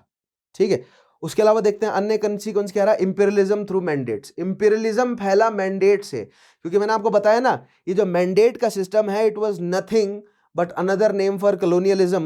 The German colonies were converted into mandates. Mandates were handed over to the victors for preparing them for independence at a suitable future date. The British got the German colonies in Africa. Ottoman Empire's territory of Syria, Transjordan and Palestine were distributed as mandates between France and Britain. तो ये चीज़ें हम already establish कर चुके हैं। ये point आप कहेंगे तो फिर क्यों बताया सर आपने, तो मैंने आपको बताया ही, हम कंसीक्वेंसेस पढ़ रहे हैं तो एनलिस्ट कर रहा हूं मैं इन्हें। ये सारी चीज़ें मैं आपको ऑलरेडी बहुत बेहतरीन तरीके से मैप्स के माध्यम से भी समझा चुका हूं, लेकिन आपके पास ये चीज़ें एक लिस्ट में तैयार हो जाए, इसलिए सो कंसीक्वेंसेस की जब बात आती है तो ये सारी चीज़ें आपको जोड़नी पड़ेगी, वहां पर मेंशन करनी पड़ेगी, आंसर में एग्जाम्पल्स देने पड़ेंगे आपको। नेक्स्ट देखिएगा, सो इंपीरियलिज्म फैला, उसके अलावा इंट्रोडक्शन ऑफ न्यू वेपन्स, नए वेपन्स आए। एक कंसीक्वेंस ये भी रहा कि नए वेपन्स और नए जो है वो वॉर टेक्निक्स यूज हुए। Many new weapons were use for the first time in world war 1। Barbed wires, machine guns, tanks, poison gas and shelling. ठीक है, पॉइजन गैस में मस्टर्ड गैस का नाम यूज किया जाता है, उसके अलावा और भी बहुत सारे केमिकल्स, क्लोरीन वगैरह यूज हुए, were put to great use. This pushed the world away from peace and ensured that the future wars were more dangerous. ठीक है, so introduction of new weapons भी एक कंसीक्वेंस रहा, और इसमें आप आई गेस जो है वो जोड़ सकते हैं बहुत सारी चीजें। ठीक है, जो एरियल रिकनेसांस है वो बड़े लेवल पर यूज हुआ, उसके अलावा केमिकल वॉरफेयर जो है वो शुरुआत हुई, ट्रेंच वॉरफेयर का एक नया भयानक रूप देखने को मिला, उसके अलावा टैंक्स का, मशीन गन्स का, गैटलिंग गन्स का, हाउइट्जर्स का यूज़ किया गया, बड़े बड़े आर्टिलरीज यूज़ किए गए, मास प्रोडक्शन बढ़ाया गया वेपन्स का, तो ये सारी चीज़ें जुड़ जाती हैं यहाँ पर। ठीक है, कंसीक्वेंसेस में। नेक्स्ट देखिएगा, नेक्स्ट और लास्ट है आज का पॉइंट हमारा, change in people's outlook towards war. युद्ध के तरफ लोगों का ध्यान जो है वो बदल गया। मैंने आपको पहले समझाया था कि किस तरह पहले विश्व युद्ध से पहले लोग जो हैं वो युद्ध को बहुत रोमांटिसाइज कर रहे थे, क्योंकि यूरोपियन जो जनरेशन पूरी तैयार हुई थी पिछले 50 सालों में, उन्होंने बड़ा युद्ध नहीं देखा था, उनको नहीं पता था कि युद्ध में क्या क्या घटता है। ठीक है, लेकिन जैसे ही उन्होंने विश्व युद्ध देखा तो द ग्रेट वॉर इसे कहा गया, और सबके जो है वो सबके जहन में एक बात बहुत गहरी छप गई कि युद्ध फिर से इस तरह का नहीं होना चाहिए। ठीक है, now the war was now condemned by many thinkers due to high civilian casualties. पहले जो थिंकर्स वॉर को ग्लोरीफाई करते थे, अब वो डिनाउंस करने लगे वॉर को। Before the world war 1, war was cited as glorious and there was a dominating flavour of romanticism in the literature being published. ठीक है, वॉर को जो है वो रोमांटिसाइज किया जाता था, ग्लोरीफाई किया जाता था कि युद्ध में शहीद होना है, युद्ध में जो है वो ग्लोरी है और हम जीत के आए। खासकर ब्रिटेन ने बहुत किया, फ्रेंच ने भी बहुत किया चीजें। ठीक है, glorification. This changed after World War I and writers like Hemingway began denouncing the war as inhuman. Hemingway एक राइटर है, उनका एग्जाम्पल देकर आप कह सकते हैं कि उन्होंने वॉर के खिलाफ लिखना शुरू किया। Most viewed the world war one as a tragedy because it did not need to happen, it did not accomplish much, and it only created social economic conditions that made World War II more likely. ठीक है, पहले विश्व युद्ध से लोगों को समझ आया कि नहीं, वॉर से कोई इकोनॉमिक फायदा नहीं होता, वॉर से बहुत एक सर्टेन सेक्ट ऑफ लोगों को फायदा होता है, उसके अलावा क्योंकि ये जो पूरा युद्ध छिड़ा ना, ये जो 4 साल युद्ध चला, मरा कौन? मरे केवल गरीब लोग। जो अमीर लोग थे, जो कैपिटलिस्ट थे, वो अपने जो है वो मतलब आलीशान मकानों में, आलीशान महलों में रहते रहे, उनको कोई समस्या नहीं हुई, आम लोगों की ही जान गई। ठीक है, सो बेसिकली आम लोगों को यह समझ आया कि युद्ध को ग्लोरीफाई करने का कोई फायदा नहीं है, इससे ऐसे ही सिचुएशन क्रिएट होंगी जिससे फिर से युद्ध छिड़ेगा, जो कि वर्ल्ड वॉर 2 छिड़ा भी। ठीक है, सो लोगों का परसेप्शन चेंज हुआ युद्ध को लेकर, उसके अलावा नए वेपन्स आए। ठीक है, ट्रीटीज का क्या असर रहा, कम्युनिज्म फैला रशिया में, उसके अलावा इकोनॉमिक जो है वो डिपेंडेंसी यूरोपियन शक्तियों की हो गई, किस पर? League of nations as well as US पर। ठीक है, जर्मनी को बहाना मिल गया वर्ल्ड वॉर 2 छेड़ने का। तो ये सारे कंसीक्वेंसेस हमने एस्टेब्लिश करे विश्व युद्ध के, और उससे पहले ट्रीटी को चेक किया हमने कि रियलिटी क्या रही ट्रीटी की। सो आज के टॉपिक को मैं यहाँ कंक्लूड करता हूँ, और प्रथम विश्व युद्ध को आज मैं यहाँ पर कंक्लूड करता हूँ। ठीक है, आज हमारा प्रथम विश्व युद्ध 5 यानी फर्स्ट वर्ल्ड वॉर हमारी इन 5 सेशंस के बाद आज यहाँ खत्म हो जाती है। उसके अलावा बहुत सारी जो छोटी छोटी चीजें फर्स्ट वर्ल्ड वॉर की छूट गई हैं, ये मत सोचिएगा कि वो नहीं कवर होंगी, वो इवेंचुअली आगे आने वाले सेशंस में कहीं ना कहीं एक ना दूसरे रूप में जुड़ जाएंगी। ठीक है, इसीलिए मैं बार बार बोलता हूं आपको कि stay connected, stay tuned to my sessions. पिछले सेशंस अगर आपने नहीं देखे हैं तो स्टडी आईक्यू के चैनल पर जाइए, मेरे नाम से प्लेलिस्ट मिल जाएगी आपको। Make sure you watch all those previous sessions, या अगर आप सिंपली यूट्यूब के सर्च बार पर मेरा नाम लिखते हैं विशाल चौहान, सेशन आपको मिल जाएंगे। Make sure you watch all those previous sessions. Study IQ के चैनल से जुड़े रहिए। इस वीडियो को, ये वीडियो अगर पसंद आती है तो डेफिनेटली लाइक करके शेयर जरूर करिएगा। उसके अलावा फीडबैक अपना जरूर दीजिएगा कि ये आपको सेशन अच्छा लगा, बुरा लगा, क्या बात बुरी लगी, क्या बात सही लगी, मुझे अपना फीडबैक कमेंट के माध्यम से जरूर देंगे। और जो मैं सवाल पूछता हूं बीच बीच में, उन सवालों के जवाब आप मुझे कमेंट के माध्यम से जरूर दीजिएगा। सो आज के सेशन को हम यहाँ कंक्लूड करते हैं। आई होप आपको फर्स्ट वर्ल्ड वॉर समझ आई होगी।